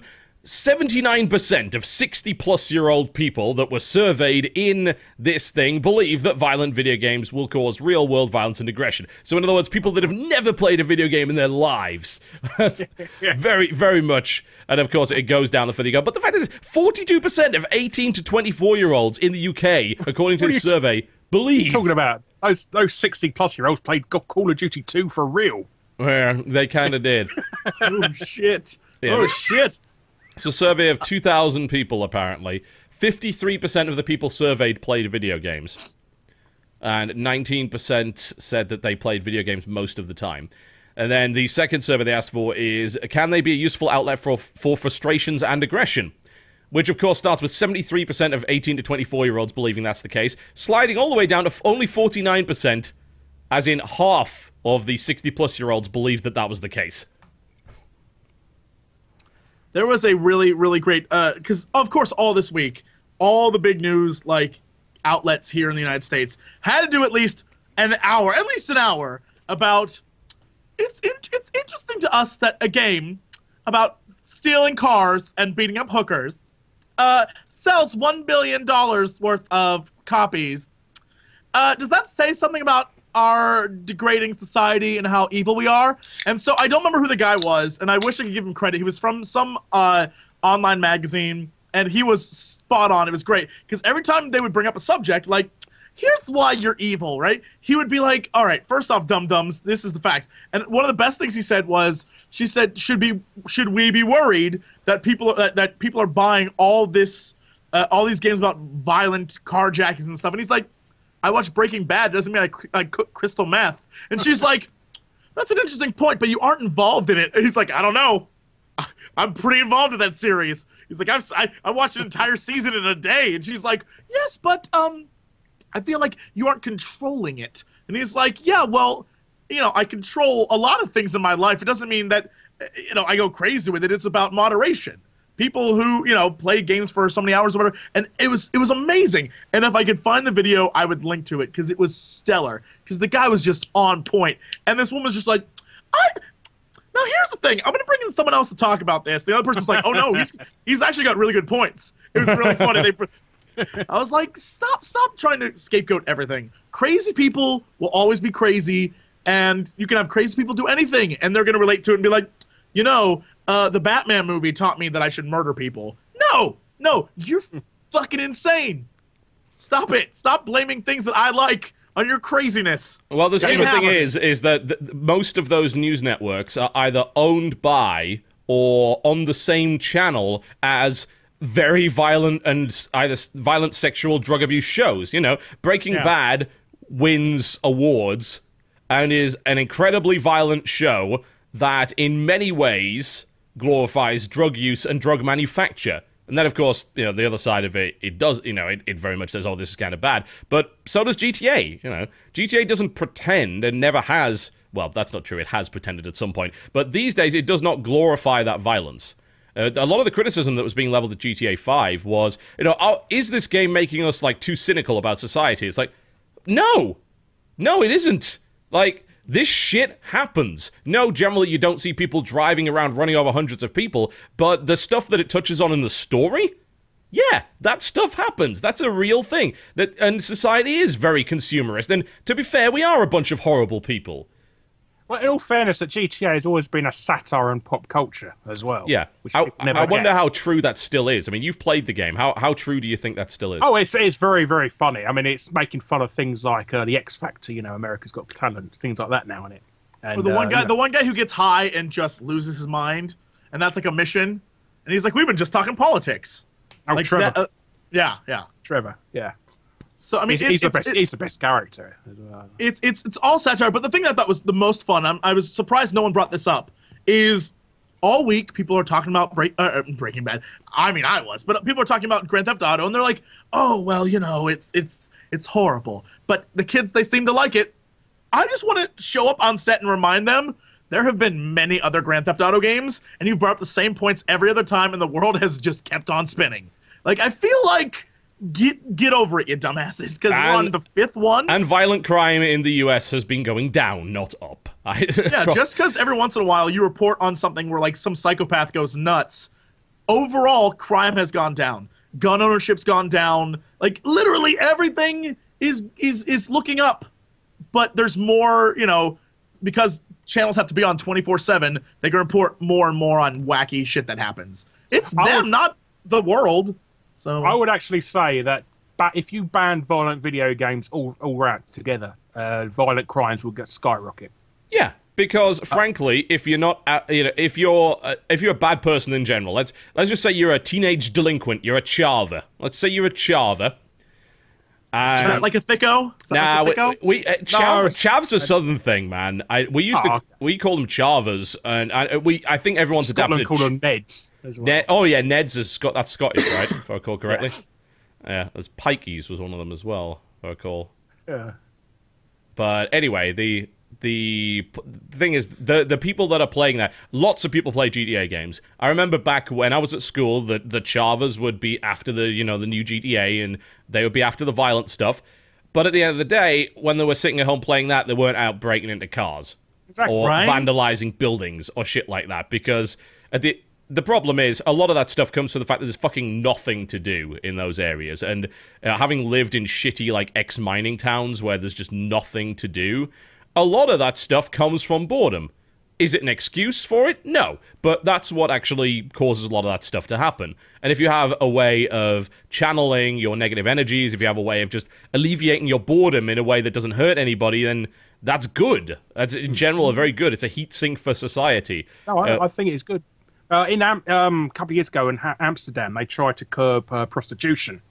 They sort of banned it outright for a weekend. Yeah. And rape crime for a weekend. About 8. Yeah, well, maybe a bit longer, but yeah, they rape crime skyrocketed by 800%. 800%? That's a fucking lot. I mean, I don't know how much it would be in that. What is going on country in Amsterdam? anyway? But well, it's because they banned prostitution for a while there. There's a test, see what would happen. Yeah, I mean, people won't forget what happened. So. Yeah, so I'm just saying that it's a similar idea, isn't it? You know. Yeah, I don't mean yeah. I mean, borderline insane. Yeah, but I think we are not as evolved as I think people. I don't know if anyone thinks we are, but we're not as evolved as people will claim. We still have some very nasty base instincts, and we're also still inherently very violent and petty people, as much as we would like to believe otherwise. No, humans are the only animals on the planet who kill without being hungry. Yep, apparently so. We are the Titans. Yes. What can we say? Oh shit. Is that the twist? Evil. In the end, I'm pretty sure that's the message Titans? they're actually trying to force in there, is actually that. But anyway, we kind of suck as a race and as a species. We're kind of bad. And it's nice to have those kind of outlets, because it was not so long ago that we were invading countries for the sole purpose of invading countries. We were murdering people for the sole purpose of murdering people. Not the British, though. They've never done anything. No, of course not. You know, we never do anything like that. We only destroyed the Chinese Navy just so we could import opium to them. Pretty much. No, we were assholes. We did a lot of bad things, but you know, it was only a couple of hundred years ago that more than just tying women to train tracks. Still killing people for being witches and nonsense like that. We suck, and I think as the rise of entertainment that's come to sort of sate those little urges has come along, that we've kind of become better people as a direct result of it. And can I just point to the obvious? There is still no proof at all that video games cause violence in any way. Like, and it's what annoys me is, like, maybe we should do a study. It's like there's about 50 studies. Yeah, they've already been done. Untold millions of dollars have been sunk into this research, doing the same thing, and every time it's like, well, you know, we should just talk about this. You know, this is a discussion worth having. It's not. We've already had it. We've had it for the... Like I said, I've been playing violent video games all my life, and I've only ever killed 2 people. I mean, that's the proof. Yeah. And they that's a pretty good ratio, all things considered, considering you're like 89 years old. Yes. Well, it's always... This world was young. They always pick on new medium. Like Yes, in always. 100 years ago, they hated cinema. They said that was a devil. And like 50 years ago, they said pop music was a devil. Rock and roll music was, made kids. I still believe them on the pop Did you- music front, but Yeah. Did you see how he shook his hips? It turned girls into floozies, made them addicted to the Mary Jane. I'm telling you, crazy. So yeah, there's Elvis, always devil. the previous generation hated the next medium. I mean, we're probably going to moan about how evil holograms are one day. No way, man. I'm gonna holodeck bang a hologram so quickly. Are you kidding me? I'm gonna beam in Commander Riker and or the actor, Jonathan Frakes, and he and I are gonna be like, yo, dude, let's bang some holograms. It's gonna happen. The next thing will be but- the Oculus Rift in VR. I can guarantee that. Wow. So that's a Matrix, the Matrix type thing, Yeah, I even think that Oculus Rift will probably cause controversy. It's like, well, because you're immersed even more in the game, then surely that affects you more, and then there's the whole addiction and, like, the idea of losing control of reality, and... Oh, they accuse people of giving brain cancer or something, like It does virtual boy It or does something. remind me.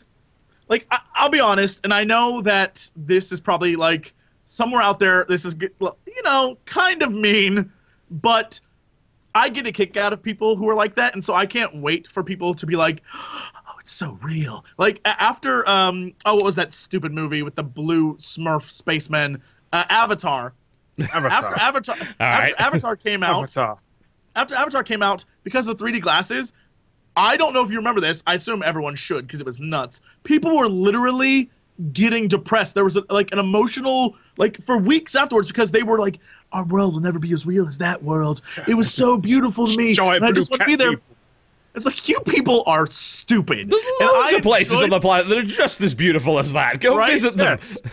And it was amazing just to hear people be like, our world will never be the same. And I want that. I want people to put on VR glasses and just be like, it won't be as good. Like, you're a dummy. You are a dumb dummy, and I'm going to laugh at you.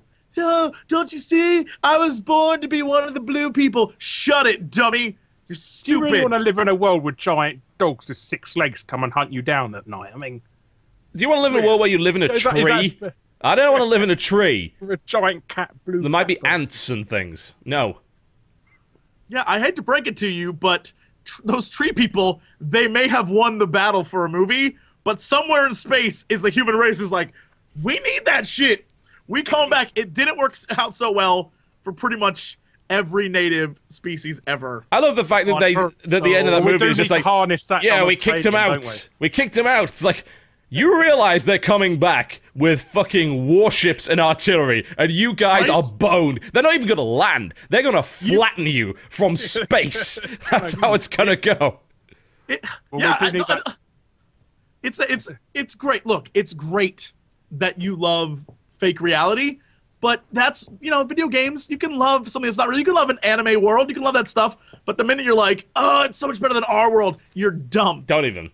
Yeah. You're Well, it's dumb. escapism, Your world isn't it? created this. How Right? cool is that? And they're creating That's it on a amazing. weekly basis. Don't be Your stupid. world pays for that virtual world that you inspire to. Yup. I specifically am saving money just so I can go on one of those stupid, Lord of the Rings tours in New Zealand. I want to see that stuff. I want to see the mountains that don't look real. I want to go there. And the big circle doors. Oh, I know everyone in New Zealand has big circle doors. They say they don't, but I know they do.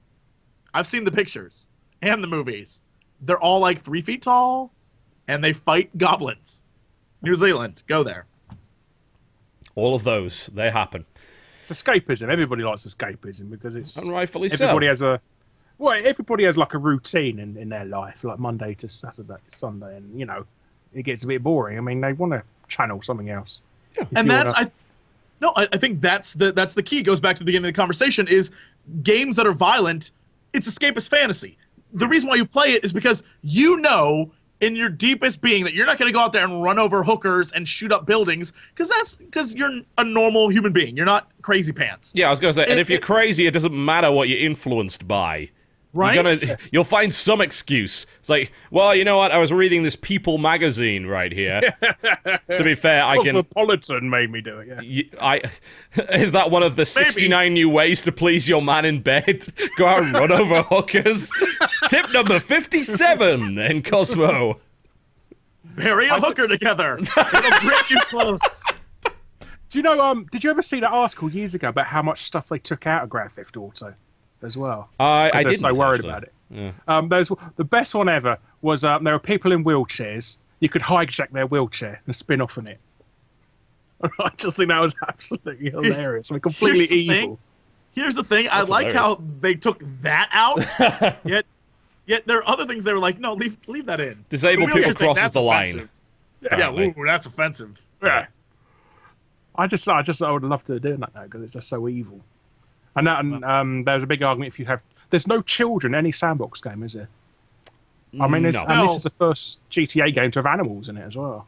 Yeah, I think that's one thing that, and I that's where I think the escapism is that leaving children out of stories. I think that's where the escapism comes from. Because nobody likes bloody kids anyhow. I mean, it's a pain in the ass. So.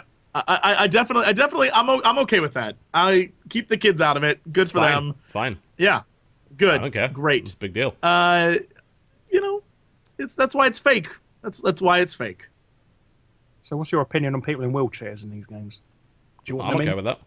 Look, Equal opportunity? everyone is fair game in a video game. In fact, I think except for kids, everyone's fair game. Like, go for it. Any consent. If you're going to cut things out, I mean, you're going to turn into like Final Fight on the Super Nintendo, where they cut out all black people and women in the game, didn't they? Because they thought they want to be sexist or racist. So, do you remember that? That is an amazing statistic. Yes, I do. So yeah, that is complete neuroticism. That is, but it's okay to beat up white males that are heterosexual. Naturally, I mean, yeah. It's fair game, aren't it, for us? Yeah, of course. It's like hunting season all round. Pretty much, well, I mean, we deserve it, White right? males, yeah. It's something privilege, something. Well, we are evil, I suppose. Obviously, something the patriarchy and so forth. Cool. There is, since you've played a good amount of this already, I'm interested to know what your opinions are on the. I don't want to say the depiction of women because I think it's a stupid term. Like, in general, I just want to know, are there any worthwhile female characters in that game? I'm not talking about playable. I don't give a fuck if there's a female playable character. Well, there's only two main female characters that talk, and that's Michael's wife and his daughter. His wife is having those affairs with like the tennis instructor and the yoga instructor and that, so she comes and she's a bit of a gold digger. And his daughter's just the same. She just goes and sleeps with anything she can find just to be able to get famous on television and stuff like that. Okay. So it's very very much like LA, is what you're saying. Yes. That seems fairly realistic. Oh, yeah. Well, I mean, everyone in that game's seems about horrible, right? Is there a single character in that game that you would describe as a good person? No, everybody's bad. Yeah. I mean, I would say Franklin's probably the least evil. Okay. Really, I mean, he does bad things because he commits crimes, but he's trying to get out of the ghetto, as it were. So he's the most likable, as in most relatable. But I think Trevor by far takes a character for the most likable. I mean, because he's completely insane. Yeah. What I think is interesting is that it's. I'm not sure what people want from Grand Theft Auto when it comes to a female character, because if you go by the character, I don't know what word you would use to describe them. Like, it's not stereotype, but archetype for these characters.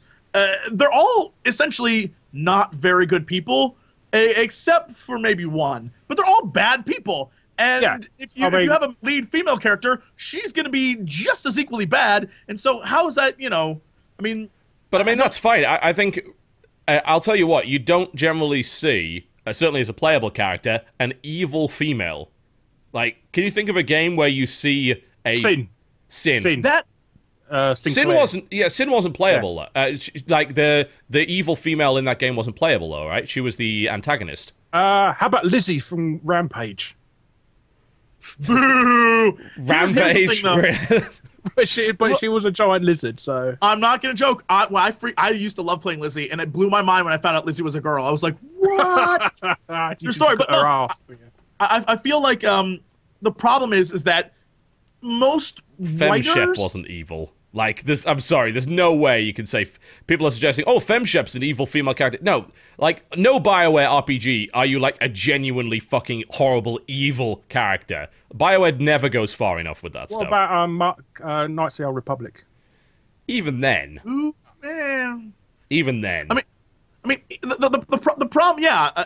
Someone in chat just mentioned, like, there's the problem with female characters, especially evil ones, is that the writers, since I assume most of them are guys, write very bad female characters. Like, they don't write them very well, and it's unfortunate because then that just piles on to the whole debate on the internet about, you know, the role of female characters in games, which is sad because it's mostly because the writers just don't know how to write a evil female without making her come across as being like just sort of bitchy. Yeah, and also I would also discard the idea that people are suggesting in chat, which is like, oh, you know, Fallout and things like that. It's like, no, those customizable characters is not the same thing. Yeah? Right. It's like saying, oh, well, you could play a female in Saints Row 2, and you know you can be a bad person in that. Yes. But I'm talking about a specific character that was written only to be female that you can play who is a bad person. And the problem is, I don't think there is one. How about Ivy from Soul Calibur? She's evil because of her dad. It's a fighting game. There's not enough character development in that, in my opinion. And then characters who are evil, in order to get you, like, especially female characters, like male characters who are evil, the story and what they do, it defines them as a bad guy, right? But female characters, the problem is that most of the time the writers write them as like, okay, well, she needs to dress like a dirty whore for some reason. And it makes because that's like, I'm evil and I have like bad morals, so I dress in latex kind of idea. And that's the dumb way of writing a character like that, isn't it? And that just comes across as horrible. And it's like, so then you suddenly have a like sort of like, oh, I'm so mean, but you know, you're just gonna see me as sort of bitchy, but I'm dressed like a slut. Like, it's a bad character archetype, which is why, I mean, you might be right. I don't know if there are many. Like, even Kerrigan is terribly written. So don't even get me started. And two, it's not a very good written, like, people she's like, not straight up evil. Like, because you can relate to her because she's on a kind of rip-roaring rampage of revenge. Like, she's only evil in the same way that Uma Thurman's character in Kill Bill is evil, you know? How about Jury from Street Fighter? Jury is the perfect example of what I was talking about. Like, I love the over-sexualized? Oh. Yeah, I mean, everything about her is over-sexualized, isn't it? Yeah. She's my favorite Street Fighter character, but she is over-sexualized. She has, like, an outfit that basically says, like, I'm trying to wear as little as possible. She's wearing a handkerchief for a bra. Pretty much, right? Yeah. I mean, yeah.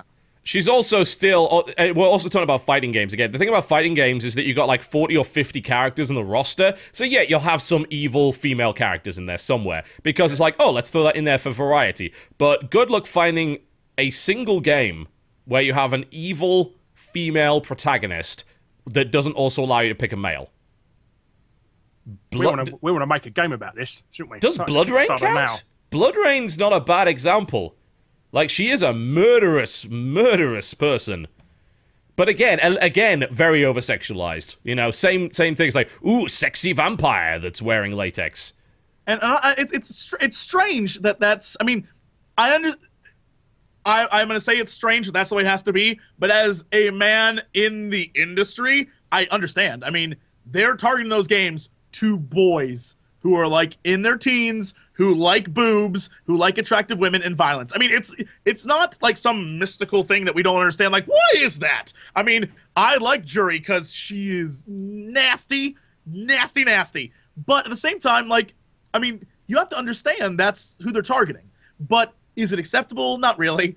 I mean, it's a weird, like, double standard, but at the same time, they know who their audience is, and so they're selling to them. Yeah, the problem is that they could have a bigger audience, and I feel honestly that if we're talking about like the audience of older males, that they're very willing to accept an evil female character that's properly developed. I would happily play that character. In fact, it's kind of nice not to play the same kind of male archetype in every single game because it gets boring after a while. It's about variety, really. Mr. Gravelly voice. Yeah, pretty much. It's like Space Marine or...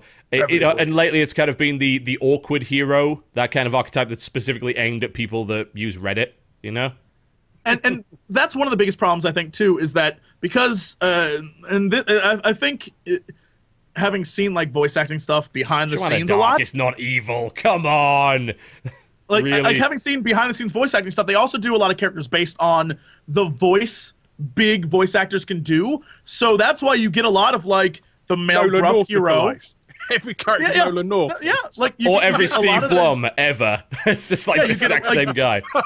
you get all those characters who are like, I'm the gruff, tough guy. And then that's why Jennifer Hale does so well and gets put in a lot of stuff, because whenever they need a woman who doesn't come off as like either like super slutty or super bitchy in their like archetype world, they hire Jennifer Hale because she can pull that middle ground off where she's like, I'm a tough soldier, Yep. or I'm like the leader of some group or whatever. And that's why she's in a lot of games, which is sad. That's the only voice, like one of 3 voice actresses I can think of that can pull that off. And it's because the archetypes are just so poorly written that there's no chance for anything else. And so that's why you get the same voices over and again, or you get the same character types, because sometimes the writers are just really lazy. Yeah. Just really lazy. You got, in all fairness, they don't write well for female characters because they're not female. So they That's what I'm don't know- saying. Yeah. Oh, okay. Yeah, But they're also and- not Space Marines. Well, they might be. Might have a time machine. That's a possibility. But I feel that, you can write characters that you are not all the time, but to write a proper character of an opposing gender, or even some, like, a different orientation, I'm not even talking about gender, or just, And about race. Or well, I mean, not just race, sexual religion. orientation, what about, can you write a good gay or transsexual character? Well, if you look towards Japan, the answer is nope. I remember, actually, there was a game that first came out on the Xbox 360. It was an RPG. I can't remember. I think it was the first RPG for the 360. And it had a flamboyantly gay character in it who was just horrible to listen to. It was really bad. It was incredibly badly done. It's interesting that chat is talking about like a lot of like TV shows. There's a look, guys. There's a ton of TV shows that have really great like Enchanted female Arms, that lead was the name of it, characters. But I Boys is a bloke. games is different. Games are a little bit Poison's- different, and even in games, like perfect example in the Batman animated series, Harley Quinn was a fantastic character, a really great character who was much more go back and watch those old things. I don't think she was that sexualized.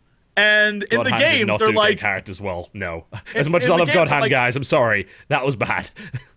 they're like dress her up as a nurse, dress her up as barely any clothes on. Like I don't understand the need for that. She was fine in her like one piece. She was just fine. And like, no, slut her up a bit.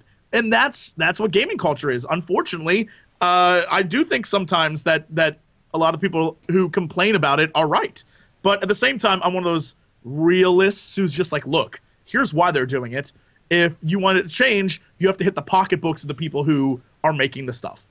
Because that's the only way they're going to change. Well, actually, who are buying this stuff? Yeah. Well, Yeah. That's true. I mean, the problem that we've had, I think, up to this point is that everyone's like, oh, no, I feel Dodger should be able to stop it. We've covered, like, females in video games a lot, with Brooke here. And, frankly, Well, she shares our opinions on the matter. So, I mean, there's not really a lot that could be added there. only evil female character in a video game history we can think of is Lizzie from Rampage. Pretty much. Well, She's what's a- her face? What's her Lizard. face? Alma from what's the name of that game? The Fear series. She's not a playable character. We're talking about we're talking about protagonists, yeah? Like She's just a rip-off that from are the ring. evil? Well, an evil female protagonist. Like the closest I can get is Blood Rain, and even that's a pretty bad example of Does slutty, Alice slutty count as vampire. evil? No, I think Alice just counts as mentally crazy. unstable. Alice is misled. Yeah, I don't think Yeah. Alice is inherently evil. No, yeah, I don't. Is it because people think no one's going to want to play an evil woman? Yeah, I mean, I'm almost convinced that that's the case. I mean, there was a lot of people point to Remember Me as an example of why nobody wants to play a black female character for lead. It's like, no, they don't want to play that game because it's bad. That's the main problem. I didn't know she was black. Yeah, Oh, not like not heavily so. She's definitely she's definitely not white I though. thought I thought she's just Hispanic or something. No, I mean- she is black, but I disagree. I mean, that's like besides the facts I mentioned before. Jerry Hunt is the best character ever. I enjoy playing her because she's evil. Because she is a nasty lady who is not nice, and I like that about her. Because all the other characters are like, oh, I'm doing this for a reason. She's like, I'm just a straight up meanie. Doing it Good. for a lot. Good. Some people just want to watch the world burn. I like that about her. I got no problem with that. The problem is that I don't, there is no, unless you're watching like all the movies, and there's really no backstory there. It's like you're playing her and you get like three or four lines that are like, I'm bad. Like, oh, I like that girl. No, I mean, I don't, it's very strange that I guess people don't want to. Is it that people don't want to write it, or that people don't want to play it? Can people write it? And more to the point, I mean, there are definitely more female writers getting into the scene, and that's good. I think we need more variety and more perspectives to get more interesting narrative. But I can't imagine that people want to write it, and more to the point, would a publisher ever okay that? We're going to make a game where the main character is an evil female, and no, she's not in latex. And people just turn around and like, you know. People are saying Justine was evil, but the thing about that, you don't know that you're... Well, I guess you do know that you're Justine. And Amnesia? Spoilers and whatever. That was like a DLC for an existing game. I don't know. It's not even a DLC. It's a promo piece for Portal 2. If you play the game and unlock all the secrets, it's basically a, hey, by the way, Portal 2, guys. That's a thing. Was it really? I never played Amnesia, Justine. If you get to the end, it's basically... Yeah, I mean, it's okay, but you aren't inherently evil. If anything, you can try to save the people. So that doesn't make you an evil character. That makes you, you have choices. And the choices you make, maybe you're the evil one. Yeah. But this character doesn't necessarily have to be evil. Yeah. I mean, at the end of the day, all I want are a good variety of well-developed characters. And that is across the board. And they not got a just... nice ass. That is not what I mean. At the end of the day, if I want to look at nice arses, there are many places on the internet where I can find that, which do not require me to play a video game to get that. That's what I really don't understand about it. It's like, let's put some eye candy in there. It's like, fuck, there's so much. It's like you could get bored of that stuff. There's so much on the internet. It's insane. I don't get that. But I guess. Sorry. They say the best way to write a villain is to make them think what they're doing is the right thing. Exactly, and that's actually one of the things I really, really loved. And for people who saw me play StarCraft 2, that really pissed me off, is that Minx was this great character who thought he was doing exactly what he needed to do in order to get stuff done. And then they were like, by the way, there's a bigger evil than him, so screw that guy. It's like, no! He was a perfectly good bad guy. You don't need to always have a devil character who's like, I'm going to destroy the galaxy. No! Being a guy who just wants to be in charge of an empire, that's a lot to work with. That's you a don't good always story. have to go over the top. Yeah, you don't have to go universe destruction as to make people say, oh, that's a great antagonist. No. Like, the Void or whatever it is the antagonist is in StarCraft 2 is dreadful in comparison to Manx just being evil. Fantastic. And they sort of pushed him off to the side in that second game, and it infuriated me. And it's that kind of thing that I'm like, though you're right, those are the best bad guys. The bad guys who, I've always said this, and I think a lot of writers will agree, that in movies especially, it's only as good as your bad guy. Yeah. Whoever the bad guy sets the tone. If the bad guy isn't good, the hero has nothing to work for. And so that's why, the antagonist, the one fighting against the bad guy, whoever that is, has to be the best he or she can be, or else the hero has nothing to fight against, and you have no stake in what the hero's doing. And it could be as vanilla as hell, really, can't they? Really, as long as they got a good villain. But most of the time, the hero is supposed to be the watcher, the person watching or interacting. So the bad guy's the key player in all of it. The antagonist, the one who you're struggling against, and it kills me when that is done poorly, and it kills me even more when they try to do it like, oh, by the way, you were the bad guy the entire time. Like, good. Then make me feel that way. I don't know. Because then it just doesn't go through, and it doesn't really make a lot of sense. And I think it's good that people can feel bad about some of the stuff they've done in GTA. The problem is that, like, you tie that into all the other stuff that GTA is about. It's like, hey, I'm going to drive at 200 miles an hour through a crowd of people, and this is fun because everyone's flying everywhere. That it just doesn't work that well together, in my opinion. My brother was playing it for the first time the other day, and he got incredible satisfaction out of stopping the car every time he saw a homeless person and punching them and then driving off. So. You know what? I agree with Ghost Bear. Ghost Bear, I agree with you. We need a female Hans Gruber. Hans Gruber, one of my favorite villains of all time. We need a female version. Get on that, Hollywood. I would watch that. Laying on a beach, earning 20%. Best villain ever. That's all he wanted. He just wanted to be rich. He just want to have money. That's it. That's a good villain. That's a good villain. Agreed. Get on it. See? And put her in a business suit. I'd be fine with it. She could be evil. Why is that so bad? You know who? See man, drives me crazy. Drives me crazy. What about Anna from Tekken as well? Again, fighting game characters, you know? yeah. I mean, they're never well enough developed from a story standpoint. They're basically a paragraph to justify Well, they got things their... like they bulk them out with sort of anime series and books and Sometimes. comics and stuff. Yeah, But it's... I don't. I don't know. It's hard to take well, it's hard to take just a fighting game character in general seriously as kind of a well-developed persona, because I feel it's just like they knock together an archetype to justify the kind of character they want to make, and then they put it in the game, which is not the way, you know. It is, yeah. I honestly can't think. I'm racking my brain. There flat out trying isn't to one. think of Again, a Blood female Rain I think is the character closest, villain. and even then you can kind of justify it to some degree. I know. I think we have playing the bad guy in a game in general isn't all that common unless it's a choice thing. Yeah, playing a game where you are straight up the bad guy, it does happen. You know, God of War, you are the bad guy. There's no question about that. Certainly past God of War 1. You know, this guy is a lunatic. You know, accidentally kills his family, takes it out on the entire fucking planet. This guy is a jackass. You know, there's no question about that. At the end of the third one, you're like, what? Shut up. Shut up.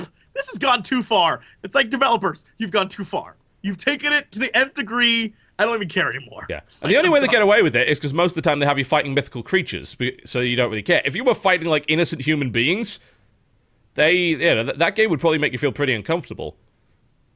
But that's okay. I want games to make you feel uncomfortable sometimes. I really do, because I think that watching something like Breaking Bad is a prime example, and I don't want to obviously put out any spoilers, especially since I'm like not all the way through it yet. But where am I up to? I'm like season 3. Oh, the last 3 episodes have been amazing. So I've been told. But the amazing. the thing about Breaking Bad is that the main character is someone that I feel like as you're going through the series, you're blatantly going to wrestle with whether or not you're rooting for him or not. That seems like the idea. Here's the perfect example. My parents just last year started watching it. So they watched all the seasons up until now, and they're catching up with the stuff. And so we were in the car talking about, because they were here during one of the episodes that was after something major happened. So they were blown away by it. But we were having a conversation, and my mom was talking about how she's like, Walter White is just he's a bad man. And my dad's like, no, he's not. Like, and for the exact same reason, they had different opinions on this character. And I think that's a good bad guy lead character. When my dad can say, oh, well, obviously he is doing it all for his family. And you know, this is because life sucks. So he's doing the best he can. My mom's like, no, he's a horrible person. He's done horrible things to people. My dad's like, well, he's justified in doing some of those things because he's trying to protect his family. Those two reasons make a great villain character. I think that's why it works so well in Grand Theft Auto. Yeah, and people are like, oh, the torture scene from GTA. God, yeah, play Spec Ops, the scene that I'm talking about, and then tell me the torture scene from GTA is somehow impactful. It's not. I'm sorry. And this is the point. In GTA, I run over hundreds of people, and then you expect me to bulk at a torture scene? Are you fucking kidding me? I'm a mass murderer. I don't care about a torture scene. You just had me kill hundreds of people.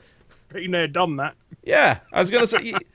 That's one of the real big problems I have with GTA. It's like, especially when they try and push the narrative on, he's like, take this seriously. Like, no, I can't, because the rest of the game told me not to.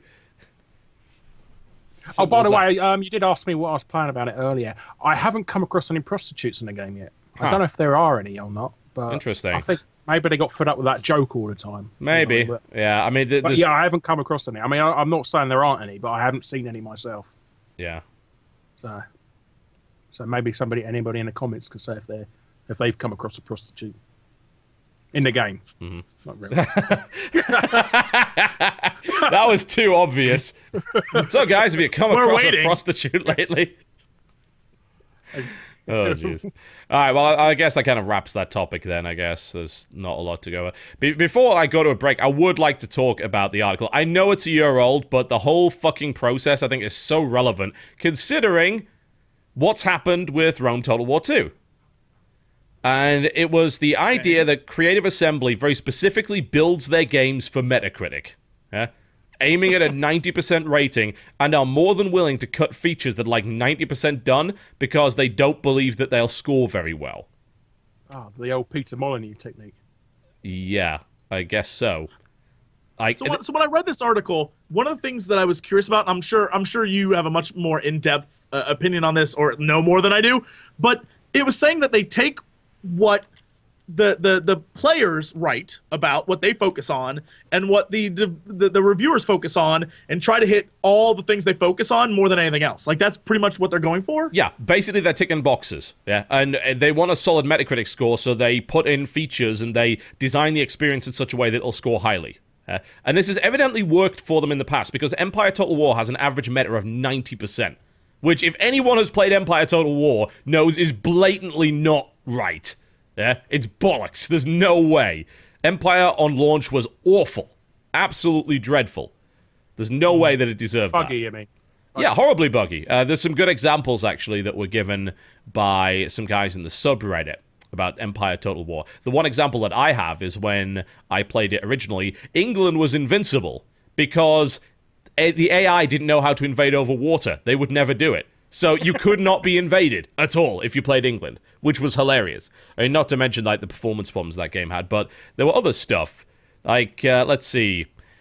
Cannons were unusable for like a year and a half. The best fortress to have in the game was the tiniest fortress, because you had less area to defend, meaning more troops in closer proximity, leaving fewer gaps for enemies to expose. The fortress cannons basically didn't work for a year and a half, so there was no point in upgrading your fortress because it would actually make you worse at the game. Those were some examples of it. Why couldn't they find this out through playtesting? I mean, it's pretty obvious stuff. I don't know what it is about playtesting when it comes to Empire, because I'm sorry, it's just... You would have noticed that shit. If anyone had played England, it was like, why am I not dying? And it makes me wonder if the PlayStation was just like, I'm so good at this game, yay! It's like, no, you're not. We are British, we never lose. Yeah, the AI is just dumb. And I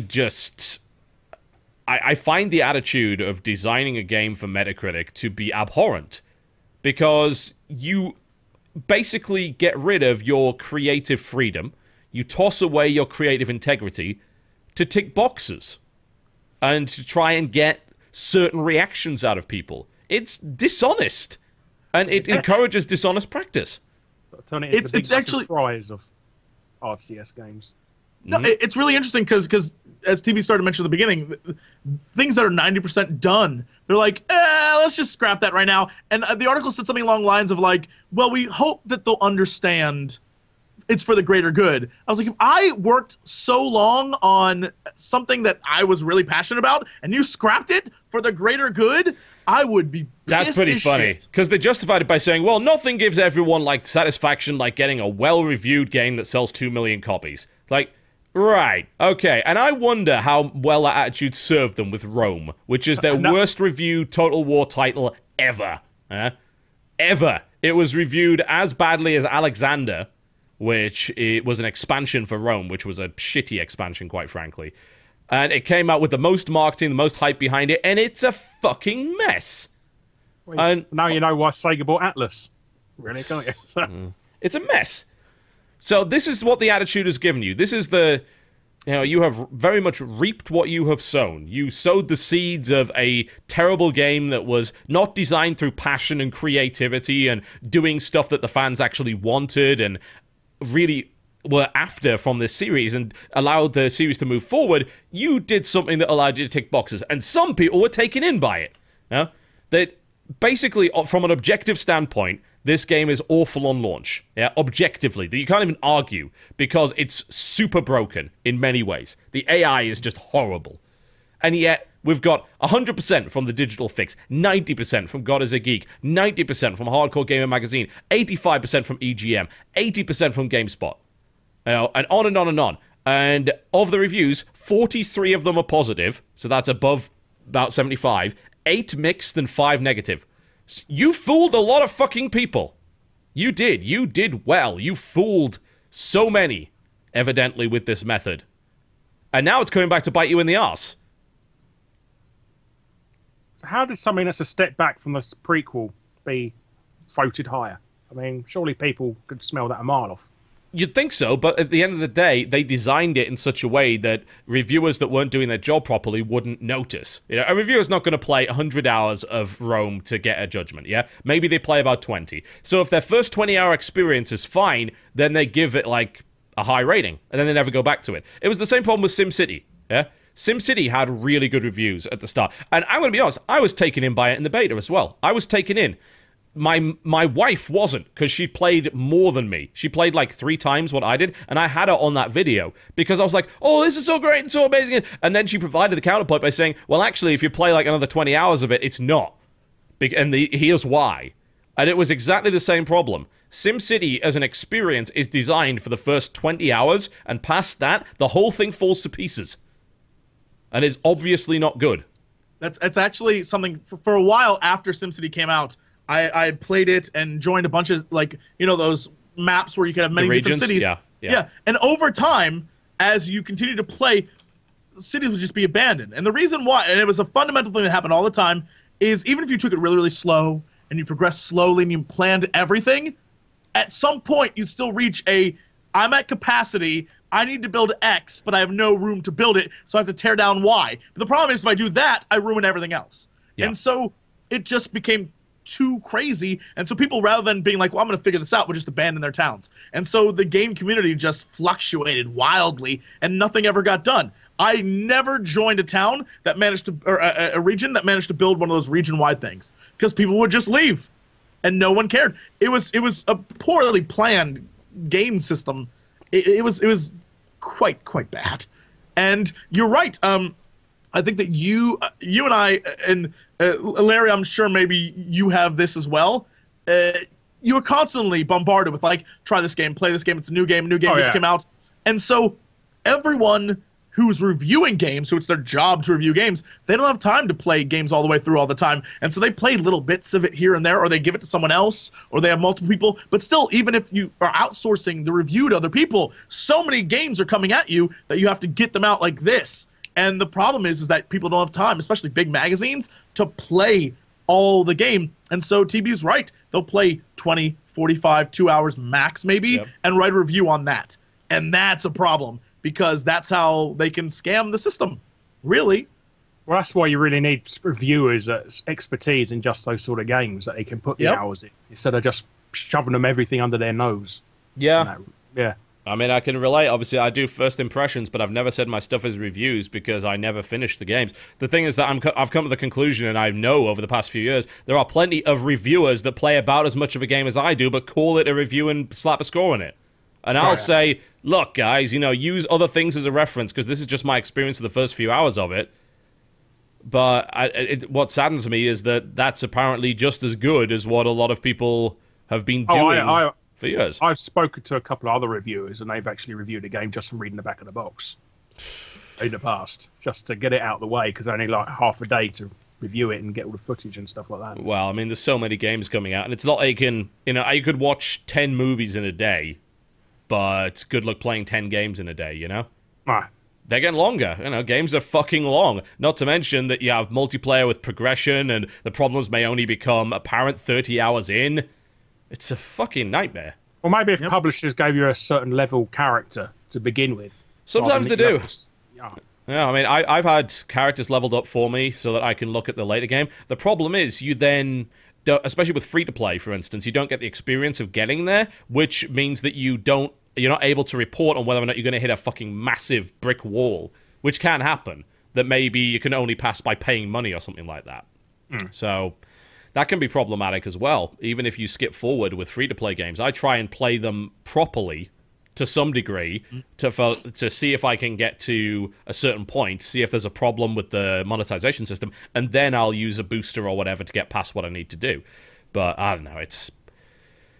Same thing applies with MMOs, which I think is really... Oh, MMOs are the worst. I mean, that's my thing. When people ask me, like, you know, about Elder Scrolls or Final Fantasy XIV, I cannot tell you a damn thing till I see what happens at the end of the... And people are like, would you recommend... I know you've been in the betas for those, and you're playing Final Fantasy XIV. I can't tell you if it's good or not until you get to endgame and you experience it for, like, a month at endgame. Because that's where it's at. Everything leading up to that, it can be as great as Star Wars The Old Republic and end up as shitty as Star Wars The Old Republic. I mean, that's where it stands. And so... that's just another example. Like, MMO reviews, never trust that shit. Never trust it. And I got a feeling that a lot of people do the exact same thing. Like, I'm going to play 2 hours, get the gist, and all right, here's my review. And that way gaming companies can say, all right, first 2 hours, make it fantastic. And you notice there's a lot of that lately, where the first couple hours of a game are fantastic. And then all of a sudden, it's like, wait, what? Like, 12 hours honeymoon in? This period, is... they call it. Yeah. And I'm telling you, I feel like... Again, used to that trick was more and some more. reviewers at the end of the day. And used to... Not only that, but also to generate word of mouth. Because on day one, when the guys that pre-ordered, who are morons for pre-ordering, but anyway, the guys that pre-ordered say, oh, guys, it's so amazing. I'm like 2 hours in. It's incredible. You should get it. And then it's like, okay, cool. Someone took the dip for me. I'm going to buy it now. And then, like, he then runs on. It's like 5 hours later. Oh. So yeah, front-loading the good stuff makes sense from all perspectives, not just from a review standpoint. And I mean, it's true. That's how you hook people in anything. If the beginning isn't good, no one's going to watch the rest of it. And so it makes sense, but I feel like the front-loading has gotten a little excessive because people know that there are only so many hours in a day. And so that's how they can easily scam you, which is sad, but Well, yeah, and whatever. time is money as well as a reviewer. Very much so, especially when it involves YouTube. It's like we got to get paid at the end of the day because otherwise we can't pay rent. So time is It's all very about- valuable. Oh yeah, it's about getting it out there first, and if the sooner you get it out, the more views you get, and it's something that you notice all the time. Like really great guy, Rad Brad. He does Let's Plays that are just like doesn't really say much and just plays the games immediately when they're out. The videos go out like that, and he does it in a way that the first couple videos are like 1 million views, but after that it drops off. And the reason why he gets those big videos right off the bat is because his are out, if not an hour after the game's released, before the game's released. And so people are like, I want to see footage of this game, and are on it. And that's what YouTube's about. It's about getting it out as fast as possible if that's your business. If your business is beating other people to the punch, that's why people do it. My most viewed videos are the ones I've got out before launch. Yep, ditto, same thing. You know, if you look at stuff like my Far Cry 3 video, massive video for me, I think it's at 1 million now. Then we look at even like Saints Row 4, because I managed to get that out on embargo day. That for me was like a 500,000 view video in like a month, which is, you know, it'll probably be at about 1 million by the end of it. Yeah, it just passed 500,000. That was 1 month ago.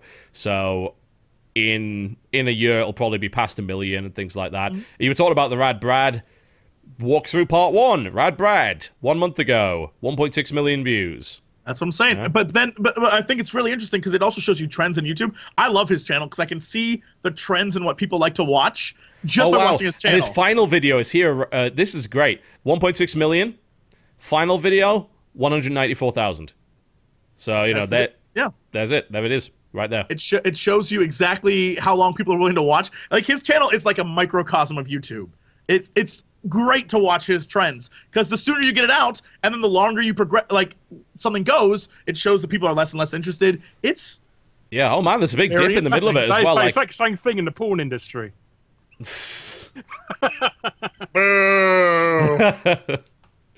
funny actually because like it goes even lower than that. If you look at his part 40, which happened to come up in this search term, 119,000 views. That was 2 weeks ago. So his ending obviously got a bit of a spike because people want to see the end. But then for the most part, people don't give a shit. You know, past the first few episodes. But that's fine. You can do that. You can, because you make more money on the first video versus like 20 others. And that's fine. That you can run a business that way.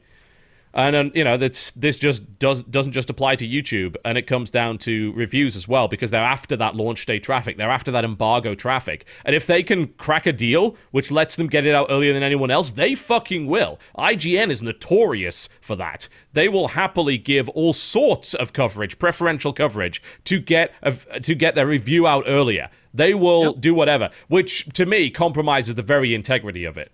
You know, because there's no way that review's coming out early and it's going to be a bad review. Not after you've basically said, we'll give you a week of coverage prior to this review coming out. There's no way you're then going to give it a 6, are you? So it's kind of Lynch thing again all over again. Then. Pretty much. The thing that I think is interesting is then to prove that thought process is wrong, you have someone like Angry Joe who might take 5-6 weeks to get his video out, but when it comes out, 1 million views. It's about doing it right. And people miss that.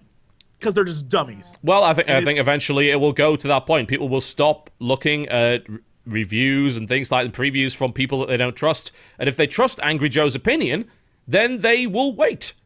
And that's good. Like, wouldn't it be so amazing if next biggest AAA game comes out, the pre-order thing goes up, and nobody pre-orders it? It's like, we're gonna wait for an opinion we trust before you give you our money. Wow, the games industry would change over fucking night. It would be incredible. That's, of course, not gonna happen, but... I was about to say, then you see GTA had 800 million before the game even launched. And then you're like, yeah, no, they're not gonna change. No, they're not. They are not. This will be a good time to take a break, I think. When we come back, we'll round up the releases. We will watch the Marlo Briggs trailer, because we said we would. We promised the Marlo Briggs trailer. Yep. You're watching the Co-optional Podcast. We'll be right back. Ladies and gentlemen, welcome back to the Co-optional Podcast. The final, say, 30 minutes, since we actually overran quite significantly on that section. It was cool. We covered, like, 2 news articles total, but we had a good discussion, so I enjoyed it. A lot of people were mad we didn't bring up Steam OS. There's nothing to say. It's like, we don't know anything. Yeah, we don't. Like, what I want to see from Steam OS and from Valve just in general is for them to tell us who exactly these AAAs are that they claim they have on board. Like, tell me that. If you actually had that information, that would be great. If you turn around and tell me, yeah, we got Activision, we got EA, we got Ubisoft, we got Take-Two on there, you tell me that, and suddenly I'm excited. But again, the proof of the pudding is in the eating when it comes to something like SteamOS. Like, it's an interesting idea, but until I get to use it, I don't really have much to say on the matter. Right. You know? I was hoping they'd talk about the Valve box, personally, but... Yeah, they haven't done that yet. That's probably going to be tomorrow, by the sounds of it. Oh, okay. Yeah, they're doing like a 48-hour delay between each announcement, so it's most likely... And then announcement number 3? Half-Life 3. Half-Life 3. Won't be Half-Life 3. All it can be. Pretty much guarantee it won't be Half-Life 3. All right, I want to say this is something that I thought was really genius. Big shout out to the Warp Zone guys for actually... I'm sure they didn't come up with this, but if they did, they're geniuses. Half-Life 3 you can only get with Steam OS. Like, that's the only way to get it. That's how they sell their stuff. That's the second generation of dickery that they started with the original Steam. Remember when you couldn't play Counter-Strike until you downloaded Steam? That's the same fucking principle. That's what I'm telling you. That's what they're going to be. It's going to be like, oh yeah, Half-Life 3. If you get Steam OS. That's what I'm telling you. They would take a lot of flack for that, I've got to say. Even though SteamOS is free, it's still like, oh, install another operating system just to play this game. But you know what? You know what I'll do? In that, I'm going to see millions of people willingly do it. And then I'm going to turn around and say, weren't you the same people that said you wouldn't install Origin to play Battlefield? Because I'm pretty sure you're a bunch of hypocrites. Well, Microsoft done that as well, where made people install Vista to play Halo 2. Oh, Jesus, yeah. Bad. It's a lot of nonsense with that. That would be a total dick move, but it would move their product. And that's what it's about in the end. So, well, I mean, what will move the product is superior performance. That's it. Like, I can dual boot. Anyone can dual boot. It's very easy now. It didn't used to be. It used to be a pain in the ass, but now Windows is like, okay, you can install another OS and we won't flip a shit. But it's now a situation where if I want to use SteamOS, I'll just put it on a separate drive and go. That's it. Just go. And I'm fine with that. I will probably dual boot SteamOS as soon as it's available. Why wouldn't I? Is it free? Yes, it's going to be free. Oh, sorry, that's right. Yeah, doesn't cost anything. So I will happily use that. And if it gets me extra performance in games, great. And then I'll use my Windows for stuff like Adobe Premiere, because that won't run on SteamOS. But if I can game and capture at a higher frame rate on another operating system, fuck yeah, I'll do it in a heartbeat. You kidding me? You know? You don't have to choose between OS anymore. You can install as many as you fucking want, as long as you've got enough hard drives. It's easy. Yeah, so that's it. That's all I gotta say on SteamOS.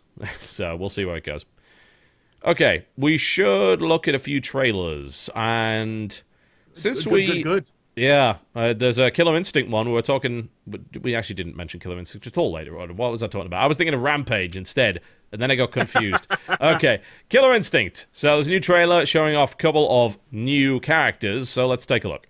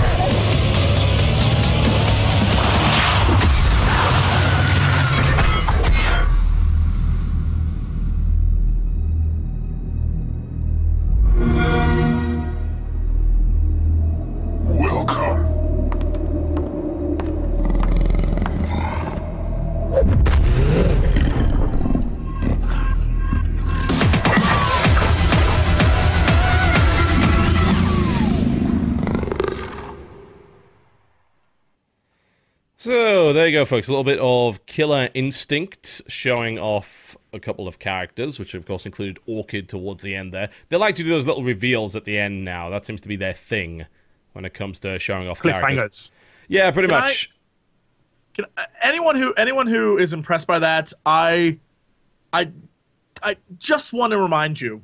It looks like Mortal Kombat 9 to me, to be honest. At EVO, they brought this game out, had guys play it, and it was right before, like, big matches, and it was like, oh, this is prime real estate. And everyone in the audience there got so bored within the first match that when they kept playing more, they're like, hey, we're going to try another round of Killer Instinct for you, that, people started to boo. Like, it's the same weird noises they make over and over. I mean, it was even in that trailer, like, every time I can't remember the name of that character she was beating on, but it's the same yelping sounds over and over again. I actually don't want to beat up a dog. What was it? Saberwolf. Saberwolf, yeah, of course. Why I don't remember much about Killer Instinct. I'm sorry, it wasn't that memorable for me. Well, it's his character. Always in rare games, Saberwolf. But like it's same the yelps same every sounds time. over and over again. Yeah, same yelps, same effects. Even when you do something amazing, it's still like there's effects become repetitive, it was two guys playing who knew what they were doing, but it was like visually just boring to watch. And I don't know how it's gonna appeal to people. See if people buy into it. But from what I saw of the game, people were very much like, "Oh yeah, great." Next, yeah, that's pretty much. I mean, that's pretty much my feelings. It's not being developed by a company that has a good pedigree. In fact, quite the opposite. We're talking about the company that made Green Lantern. We're talking about the company that made Battleship and other terrible video games. Double Helixes, I don't think, made anything good ever. Why isn't Rare making the game? That's what I want to know. I mean, they've got. Wasn't there like a really messed up story about that where they didn't even contact? Yeah. No, I think they didn't even contact Rare. Wasn't there something? I remember reading an article where like Rare found out they were making the game and weren't contacted. Like someone, like they didn't even know it was going to happen until they saw like, oh, by the way, Killer Instinct's being made. They were like, what? Like, oh man. I need to find that article because it is hilarious. It's like, of course. Rare have been wanting to make it for years. I mean, there's even an Easter egg in the last Banjo-Kazooie game that there's a. Rare's pretty dead though, aren't they? Like, I'm sure that most of the staff left there. They're basically the shell of a company at this point. Well, they just make those shitty Wii Sports rip-offs now, don't they? For Connect that nobody ever wants. Yeah. So, they're not the same Rare that they once were. So I don't know if you'd even want Rare, as it were, to actually deliver that game. Star Fox Adventure's the last game they made that had the original team. Yeah, and that wasn't that great. So. Nope. Yeah. So I don't know. I'm not hyped for Killer Instinct. I'm gonna be honest. I'm not. Not with that developer, and not from what I've currently seen. The world's most generous demo, they're calling it as well. Oh yeah, don't get me started with the model is silly. I don't know. It's not silly. It's just the way that they're doing it is. I don't mind the whole pay-as-you-go idea. I think it's a good one. I don't mind the idea of, oh, just buy the characters you like. The problem is if you do that, it's going to cost you way more than it otherwise would. And $5 a character to me is completely unreasonable. And that's not including costumes from them as well. Yeah, no, it's not including costumes. They're doing like a retro pack as well, they've announced. Jesus. Yeah, so that's that. Shall I play the Marlo Briggs trailer? Hell yes. Marlo Briggs trailer coming in right now. Do it. Best thing you've ever seen. Coming in. Here we go. Rated M for mature.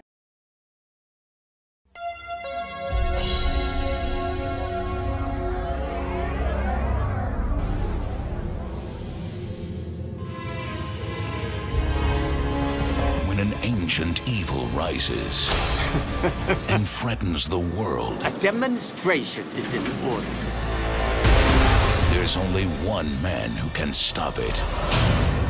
And you are? Marlowe Briggs.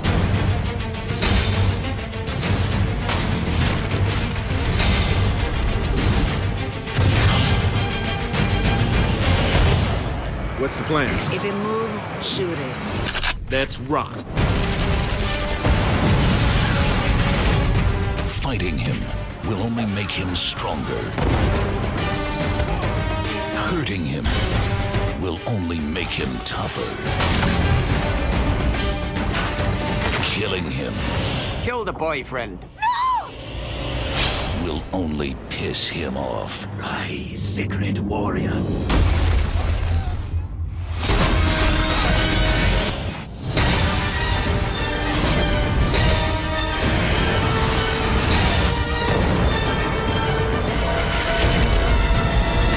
Marlowe Briggs and the Mask of Death.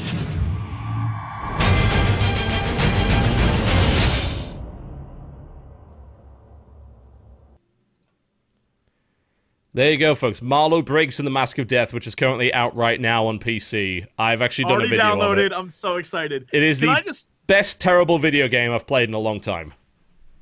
Basically, what they did is they said, what if we take the weapon and gameplay of Dante's Inferno and then just put Terry Crews as the main character? I feel like that's what they did, and I'm okay with it. I'm okay with it. I think it's great. I want more of that. And the fact that the name implies, and the Mask of Death means there's probably a sequel. Like Terry Crews and the happy-go-lucky party time. I want it. Oh, if that became some goddamn ridiculous franchise, I would be very happy with that. Each one more stupid than the last. Marlowe Briggs in space. It would be brilliant. The Mask of Death, by the way, is an actual character in that game that accompanies you like a little sidekick. And it's this, I believe it's Mayan, because I didn't know anything about the Mayans. Like, we were never taught about that in school, Larry, were we? Like the Mayans? No. We were taught about the Aztecs. We learned a lot about the Aztecs, but we learned nothing about the Mayans. So people are like, why don't you know this god of the Mayans? Like, because we were never taught about that in the UK. Wait, who is the god? Is it Quetzalcoatl? I believe so. Is it Tecticlon? Something like that, yeah. But the Mayans, no. Aztecs, I am a Mayan yes. expert. Definitely, we learned a lot about the Aztecs, but never about the Mayans. Anyway, this mask is a Mayan mask, and it makes all sorts of wisecracks, and it constantly talks about things from the perspective of being from the Mayan era. So it's talking about helicopters as flying winged beasts of death and things like that. Like the mask from Crash Bandicoot, then. I guess so. Yeah, it's great. It's really good. So I don't know. It's a terrible video game. Like everything about it is average, but it doesn't take itself seriously in any way, so it gets away with it. So and it's $15. About average is just the right game for me. Yeah, pretty much. It's fun. I will happily admit it's fun, but it's still a terrible video game. I used to work for the subsidiary for 505 Games. Oh, really? Yes, they had a gaming channel on telly over here, and I used to present a live show on it. Yeah. What was the name? Game Network. Oh, Game Network. All right. Yes. Were you in Britain around 2004? I was, but I never really watched telly. Sky. It was on Sky. Yeah, I've never at any point in my life owned Sky. Oh, okay. Ever. It was a live phone-in show, and people would ring up asking for cheats, and I just looked on GameFAQs for a minute. That's literally what it was. People was it like £2 a minute to phone in? A pound of text. Pound of text. That's it. A pound for me to look up my phone. Oh, this is genius. It's bloody good money. It was £20 an hour. So not bad. I'd take that job. At that point, I was still in uni at that point and making zero. But then after that, I was working in game where I got paid 5 times less than you. You bastard. I got paid $3.50 when I worked in game. I was on $5.20 an hour. Man. I'd have killed for that. I was rocking it. I was living large with my 30% staff discount on used games. Oh, I never got that. You didn't? You got shafted in that one, mate. Oh yeah. Oh. Gentlemen, I'm being informed that it is in fact the serpent deity Kukulkan. And Kukulkan is and this is what makes it the best. Kukulkan is the god who decides important historical figures. So Marlowe Briggs, super important. I just want to let you guys know that is great. Marlowe Briggs. Wow. Marlowe Briggs, motherfucker. If I make a playthrough, every other line's gonna be motherfucker. Because because he looks like a badass, and I want to play him so badly. Yeah, I don't know. I think for some reason that game's gonna be like the breakthrough cult hit of terrible this year that people just play because it's just so silly. And it is. It is. I got to admit, it's still a terrible video game, but holy shit, is it silly and probably worth your time? Yes. Oh man, excellent. All right. Silly, and well, let's have a look at, we've got Kingdom Under Fire 2 here, actually, which is interesting, because the only Kingdom Under Fire that I really played was the old one, which was a blatant rip-off of Warcraft, and then it became a kind of Dynasty Warrior-style brawler for the Xbox. Yes, I remember that, yeah. Which was a really strange thing. Apparently they're doing the same thing with Kingdom Under Fire 2, so let's take a look at the trailer. I don't know this game.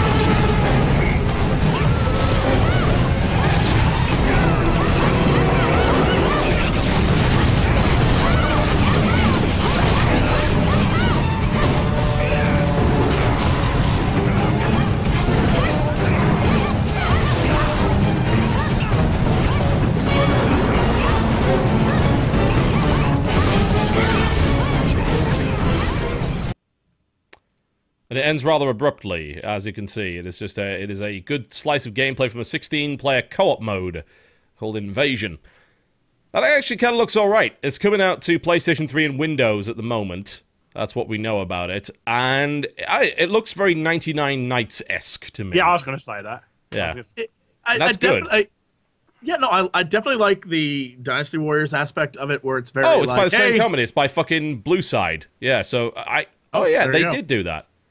Okay. No, I think it looks great. I don't like the repetitive sound, like you can hire. It's one of the main reasons I don't actually play female characters in big hack and slash games, because the sounds tend to be very repetitive and they're very over exaggerated. I'm gonna say you always sound like they're having an orgasm as well. That's sort of noise. I can't stand these sort of Dynasty Warriors games. Oh, okay. Don't know. No, it's just go running in and spamming the shit out the square button, isn't it? Until everybody dies. I mean, there's no real skill involved, really. Yeah, but that's why Jesse likes it. Oh, okay. Oh, are you kidding me? That's why I was so good at RPGs back in the day. Literally zero thought process. Like, all right, it's a plant, so if I do the biggest fire spell I have, he'll die faster. That's simple. That's right up my alley. Has got giant enemy crabs in the game as well. I did notice, yeah. Yeah. Scorpions. Giant enemy scorpions. It looked crab-like, but it looks like one of them was a scorpion, definitely. I do have a bit of a soft spot for games like that. 99 Nights, I think I got away with it because it was so over the top. Like, you were slashing through hundreds of enemies at once. It was insane. Like, Dynasty Warriors doesn't even come close to the absurdity of 99 Nights when it comes down to those kind of combos. And they were really fun to do. Like, I liked that game a lot. I don't know. Especially if it's coming out on PC, I'll probably do this.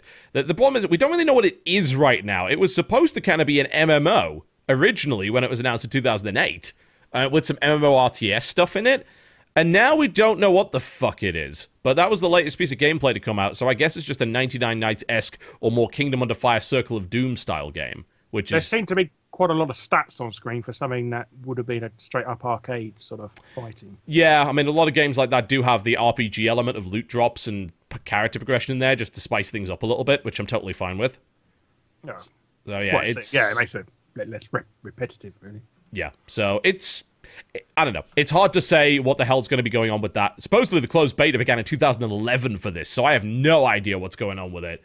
But like, even Wikipedia has no idea. There's no official release date for it. It was supposed to be released in summer of this year, and now it's evidently not, so we don't know. We'll never see this game. We'll never see this game. Yeah, it does seem a bit late in the day for a PS3 release as well, doesn't it, really? Yeah, you'd think you'd want to move it to PlayStation 4, but I wonder if that's even possible at this stage. Although, I guess, what was it? Last Story was released to Wii, like, almost as Wii U came out, so... Well, there was a reason why it was called Last Story. That is true. To be fair, the Twilight, those 3 titles for the Wii, what was it? Xenoblade, Last Story, and some other thing. What was the last? The tower one. Whatever where your girlfriend slowly became tentacle-faced. Yes, that one. What was the name of that game? I cannot remember. Pandora's Tower, yes. There we go. Yeah, those were like 3 decent games that came out towards the end of the Wii's lifespan. It's like, oh, if you only had those games 5 years ago, then I might have been interested, but... Yeah, might have come little late. Yeah. All right, well, that pretty much wraps us up, I think, for the trailers for the most part. Unless you want to have a look at the Final Fantasy 15 trailer. We do have You know what? Do it. You want to see that? I want to see it. I want to see... Look, I love to hate Square. I want to watch out for stereotypical Japanese snarky villain in hat. They always sound the same. Every time you will recognize that inflection. Like is it Steve Bloom? It's not Steve Bloom, no. Oh, okay. No. You'll recognize the inflection in the voice. Like, if you watch any, like, anime or just play any games that have a Japanese voice set, it's that very specific kind of inflection. So let's take a look.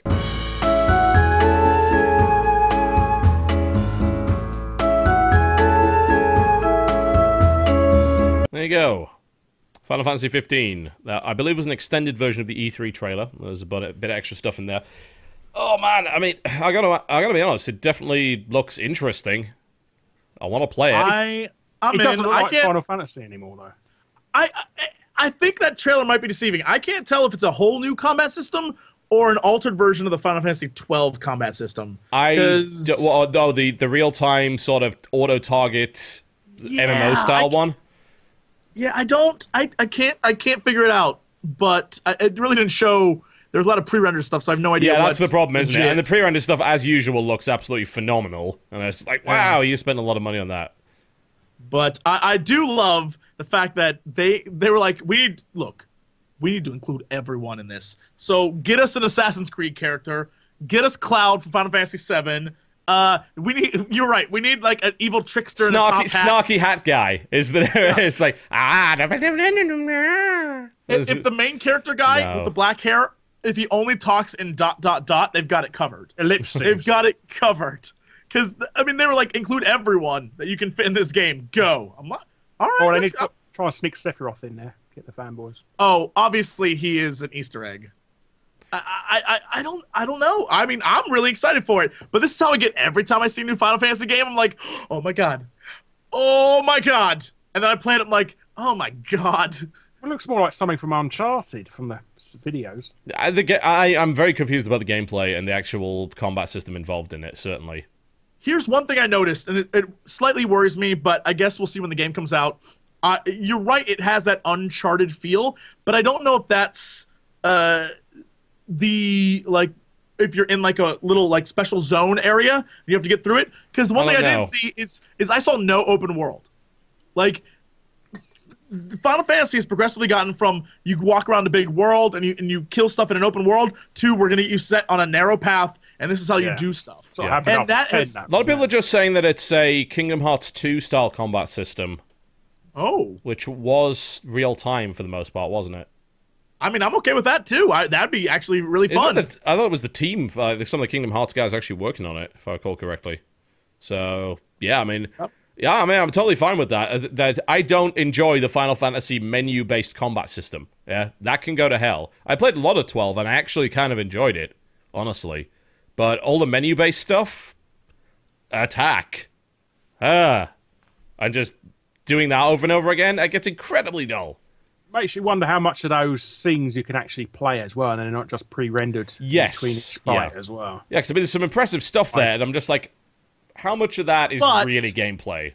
But with that said, one of the things I did enjoy about 13, and it's very few things, but one of the things I did enjoy was that all the pre-rendered stuff flowed seamlessly into the not pre-rendered stuff, to the point where it was sometimes hard to notice. And like, there's a fight scene early on where like snow comes through and ice is like exploding everywhere, and he shows up and this fight starts immediately, and there isn't like a weird black load time. He lands and it's like, let's do this shit.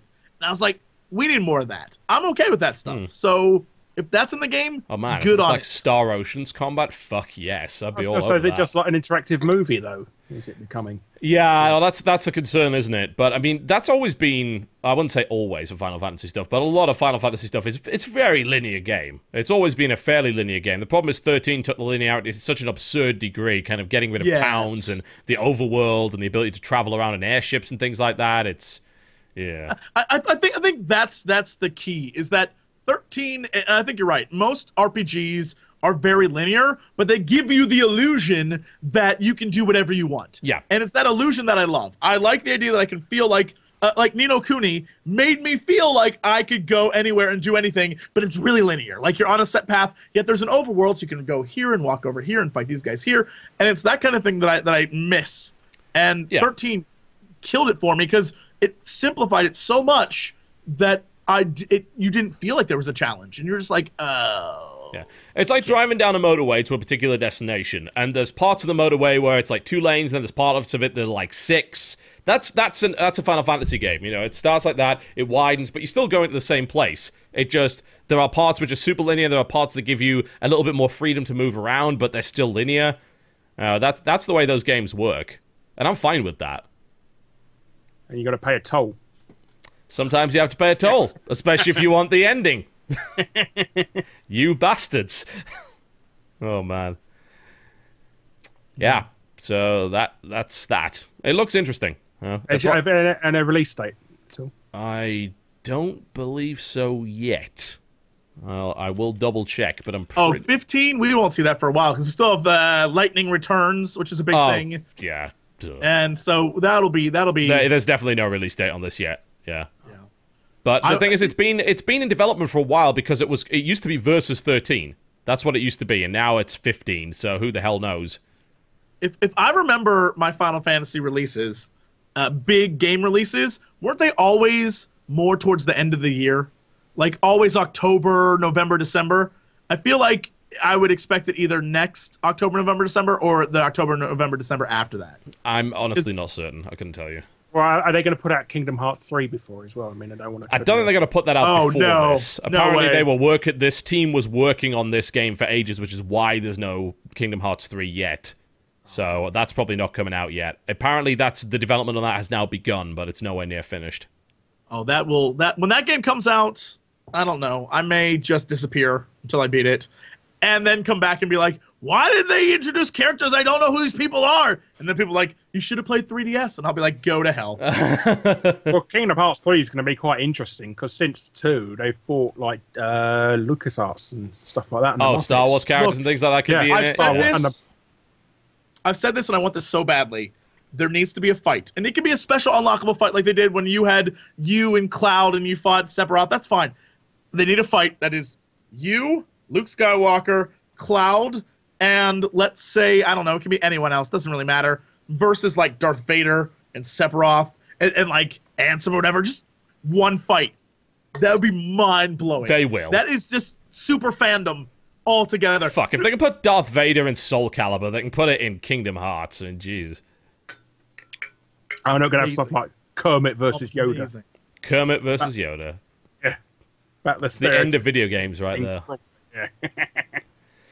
Alright, well, that pretty much kind of wraps things up, I think. I don't think there's much else to discuss. I mean, we could briefly go through the releases. Oh, I thought you were going to talk about the transfer fees things, the upgrades. Oh, that thing? I don't know. Do you have a specific opinion on it? Yes, I think it's bullshit. Okay, because what's that? when you buy a video game, you don't actually buy the game, you buy the license. The thing you get it on is actually free, so technically you could have all formats for free because you're paying for the license of the game. Yeah, and not you could. The They're disc. blatantly not going to let you.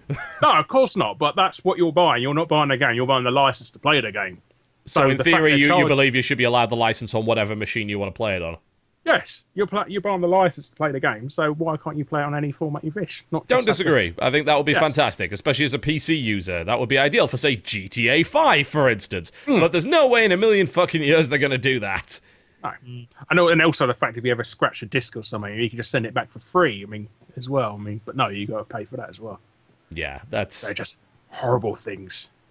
And also the fact, in America it's $10 to upgrade. It's £10 over here. Yeah, I heard about that. That's $16. That's bullshit. That makes no sense at all. It's the same fucking bandwidth.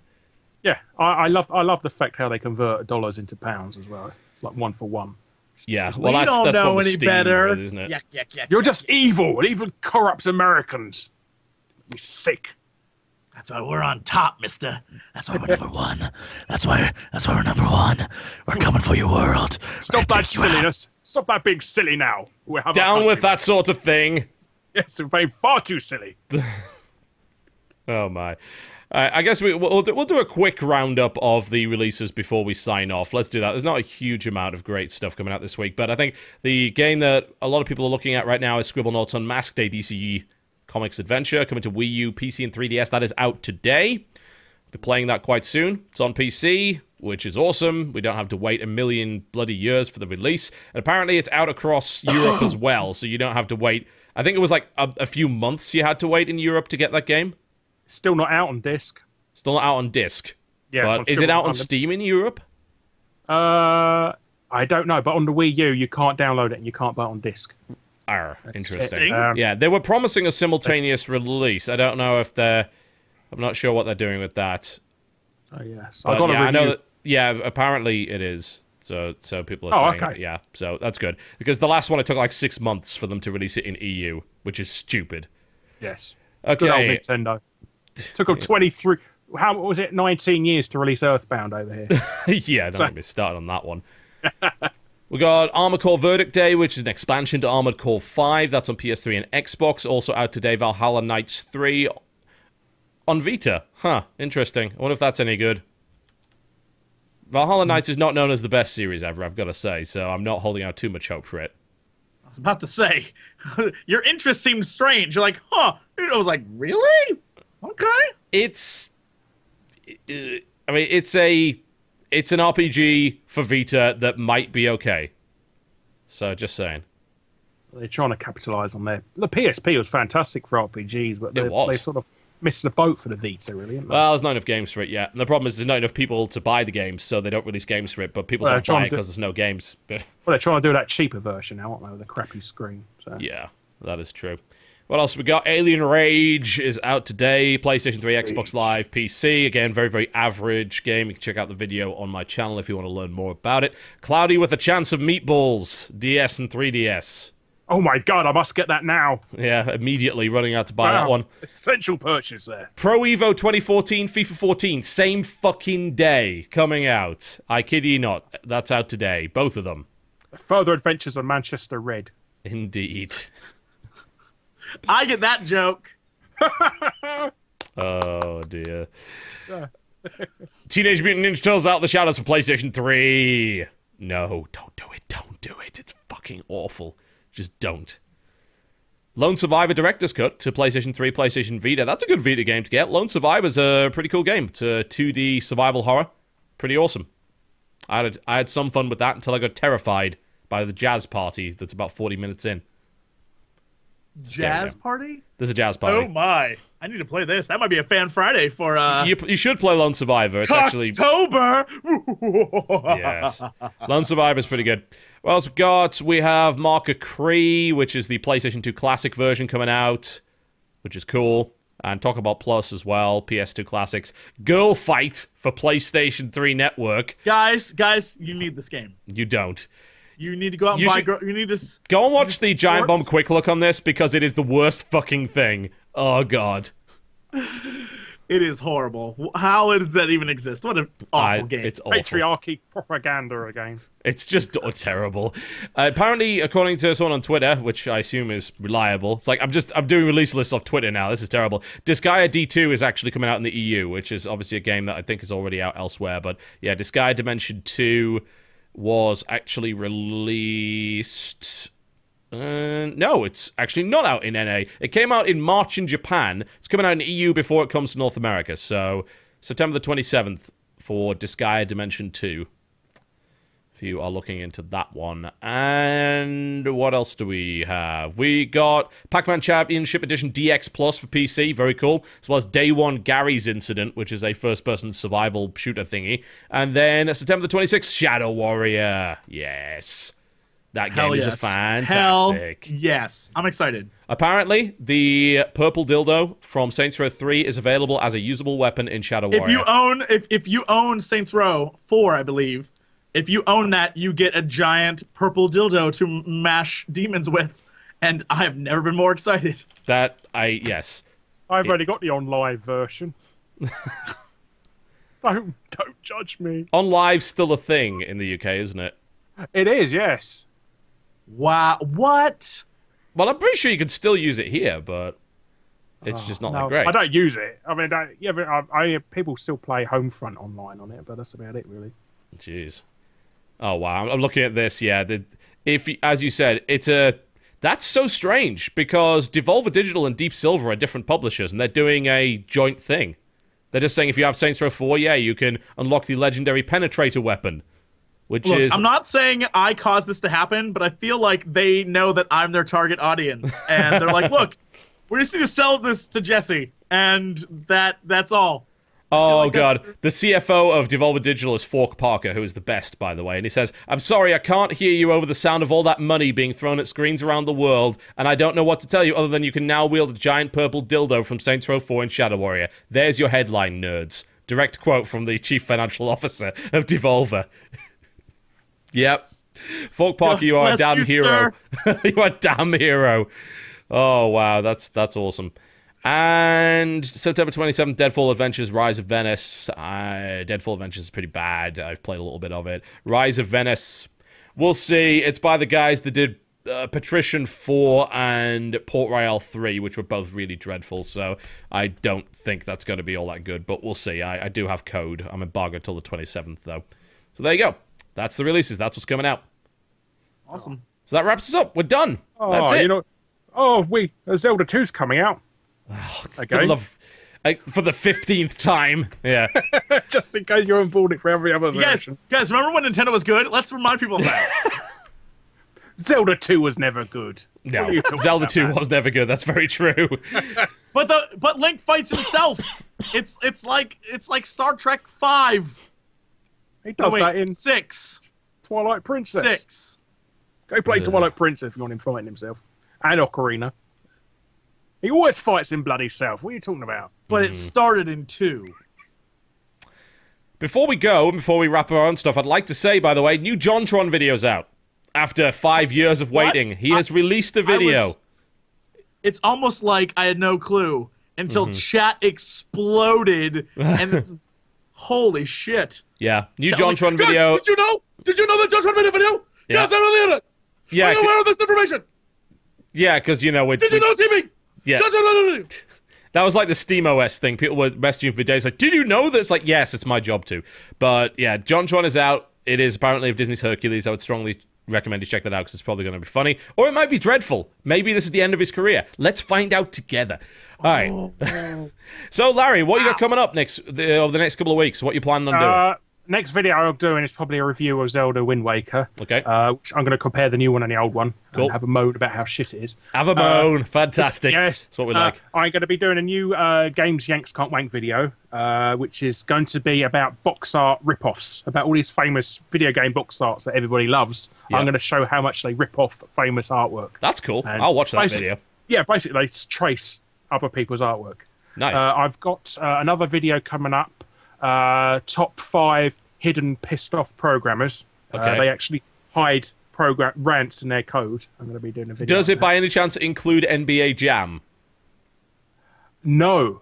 Maybe you need to make a top 6. I'll have to look at that. Well, yeah. I'm going to be doing well, this says British games. I'm going to be doing an American. Okay. That doesn't... So, yes. All right, fair enough. And I'm also going to be doing a Let's Play of the Chaos Engine with Ashens. Fuck yes. As well. So Chaos Engine, legit. And he doesn't like it, so there's a bit of a spoiler. Okay. So he's going to be very miserable about it. That sounds good. That sounds perfect. So yes. Jesse, what's coming up? What you got going on? I'll be doing none of that hard work stuff. Only quality non-content for me, friends. Dishonored will finish up this week with the end of Doubt Story. It's really, really, really good. And then whenever Dodger gets back, we'll start up more Dead Space, but she's gone on a boat. I don't know who the hell just goes on a boat. That's stupid. And then Coxtober is only a few short days away when it's all spooky all month long. And then I never have to play another scary game for another year. So in your face, internet. And that's pretty much it. Same as usual. Again, go watch my parents' video because it's mind-boggling stupid. I can't even fathom that these people raised me, but go watch it. And that's it. The huge. We should, of course, remind people that Terraria makes its grand and terrible return this week. We have recorded 90 minutes. Is it happening this week? Yeah. By the time they watch this video, will one already be up? Well, I'm not going to promise that because maybe something's fucked up. But no, I think we'll be fine. We should be releasing them quite soon. I'm not going to give an ETA, but they should be coming out this week. It's either 4 or 6 episodes, depending on how much I decide to split it up. But we'll see. How much money I can wrangle out. How much money do I want from this? I think maybe we do 4 just because we're coming back. Usually the episodes are about 15 minutes long, but we'll go for 4. We'll split it up, make slightly longer ones. So they're definitely coming out, and we'll be doing most likely. We'll probably do another session this week just to get out as much of the new stuff as possible before everyone else gets to play it. Because we like money. Plus, we didn't really see anything new. We saw plenty of new. There were fucking penguins and shit. Yes. Are you kidding me? We did go into an ice cave. Oh. Shush. Don't tell them about that. Don't tell them about the zombie hookers either. You know what's funny? Never mind. Watch the video, kids. Yeah. There's a lot of new shit in that. And, if you're worried that you won't see anything new, you will. Within the first 5 minutes, you see new shit. The whole thing is different. It's insane. What else am I doing? I am looking at various titles. I still have some PAX footage left to go up, and I probably will, because that stuff doesn't really age at this point, because the games aren't out yet, so it doesn't really matter. But yeah, I've still got some PAX videos to go, but you guys were kind of restless for WTF Is, so I did a bunch of other ones. So you can watch my Alien Rage video today, if you're watching live. If it's the VOD, it'll be a couple of days ago. And I also released the Marlo Briggs video, which you should watch, and the Ironclad Tactics video, which you really should watch. That hasn't got as many views as I would hope. I want you to watch that video, because it's really good. That game is very exciting, and I think you're ignoring it, so that's not cool. And I'll be looking... I might look at Castle Story. I'm told that it's really janky right now, even though it's top seller on Steam, because people are willing to buy based on a promise rather than actual information. But there's also Underrail, which I'd like to look at. Scribblenauts, naturally. Timeline's Assault on America... I don't know what the hell that is. You haven't asked what Blobfish is going to do. I don't know. What's Blobfish going to do? What's his new video going to be about? Blobfish is going to make a series of makeup tutorials. It's going to be brilliant. He's going to be doing a Slender Mine. A Slender playthrough, yeah. He's the only one on YouTube not to have already done it. Perfect. And then he's going to do some Happy Wheels. That's exactly it. Oh my god. Can I just steal this idea and do a Slenderman video where it's just his face in the scare cam, just not being impressed. The entire time not impressed by it at all. And just oh my god, that's a wonderful idea. There you go, there's money right there. Day 1 Gary's Incident is coming, so I might grab that. I do have a new build of Shadow Warrior. I might play it. I played a lot of it already, so maybe it's not worth it, but I might dig into it. Oh god, Flashback is coming out on October the 1st. Oh, I don't even want to play that because I know it'll ruin my childhood, but I'm gonna have to. We'll see. And then, of course, Rise of Venice as well. It's not that bad. It's not that bad. Is it not that bad? All right. I know Jesse didn't like it, but we'll see. I'm not a fan of that style though. So it's like they reskinned a game, but it feels like you're playing the old one. So when you jump, you're still jumping even after you tried to move I'm okay with or that. Try to stop. Like, if it's only that would be fine. I'd be alright with them just making that game HD, but, you know, apparently they decided to fuck with it, so we'll see. They might be doing a Shaq Fu HD. Oh, Jesus. I'm in for $1 on that one. Yeah, no more than that, though. Only no $1. more than $1. Yeah. I'm in. Content patch will continue to run this week. Chris is back, which means that he will be editing, so that means we should be able to get it on a regular basis. Well, I'm gonna keep the Hearthstone stuff back while we're doing the Terraria, because, again, I don't feel that having, like, 2 shitty series on the channel at once is a good idea. But maybe I'll stream some. And also the subscriber Q&A is coming most likely sometime this week. I don't have a confirmed time yet, but I will let the subscribers know by email. So if you happen to be a subscriber, then you can come and ask questions for all you please while I'm doing the subscriber Q&A. And if you're not a subscriber, it's fine. You can watch it anyway. It's all good. It's all good. Will sub for sub be required? As sub for sub. It's like, no, that's the, you have to pay $5 to sub to the Twitch channel, but you get so many wonderful benefits. It's great. Sub for sub, guys. So, sub for sub. Sub for sub. Yep. Speaking of sub, screw you, Subway. What did they do lazy... now? Nothing. She didn't do anything. That's the point. I went there for lunch today before we started. Why? Why did you go there for lunch? It's bad. Because it was 11 o'clock and it's like a block away. Okay. So I went over there and was like, all right, I'm gonna get a sub. And the girl was so damn lazy. She like just sat there on her phone, talking. 1 second, sir. I was like, don't rush the sandwich artist, Jesse. Hey, whatever. This is art we're talking about. And then you know how the sandwich, you're supposed to like fold it over so the bread goes on the meat and the lettuce. Well, and stuff. yeah, that's called a sandwich. She did it like this. I've got to write this down. So it's open like this, and she just stuffed everything in it. And so I had to eat it like a freaking hot dog. It's a sandwich, not a hot dog, you lazy. Oh, it made me so mad. I hate her so much. And then I went home and watched. You can't criticize art, Jesse. The internet told me. You got to press it down. You got to press it down. You can't because the meat and cheese is on the top. You'll be mushing your hand in with the tomato and the onion that I had on there. No, roll it up in the, no, I'm done with it. I hate her so much that I watched the Louis C.K. bit where he said 20-somethings are lazy assholes. She's true. She's felt the wrath of the fat man. I'm so mad. I hate her so much. I hate that girl. I want to go down there and talk to her and be like, look, your parents did a bad job. Apparently so. These days. All right, before I go, I would like to thank all the new subscribers that we got today, so I will do so by name. That would be Schmetterling, Experience Points, Cancer SC, Wesmione, Kalen Night Eyes, Otrave, ZachB101, Real Supercoo, Swedish Old Lady, Holy Babylon, Druids, Katari4444, Saturn Tape, Brain Shack, Squeaks, Dragothic X, yes, that's it, Zeno Memphate, Snake of... Why can't you have normal names? What the hell's wrong with you? Snake056, Ryan01, B-Money2, Crazy Dan05. Yeah, B-Money. Yeah. I thought you were called Steve.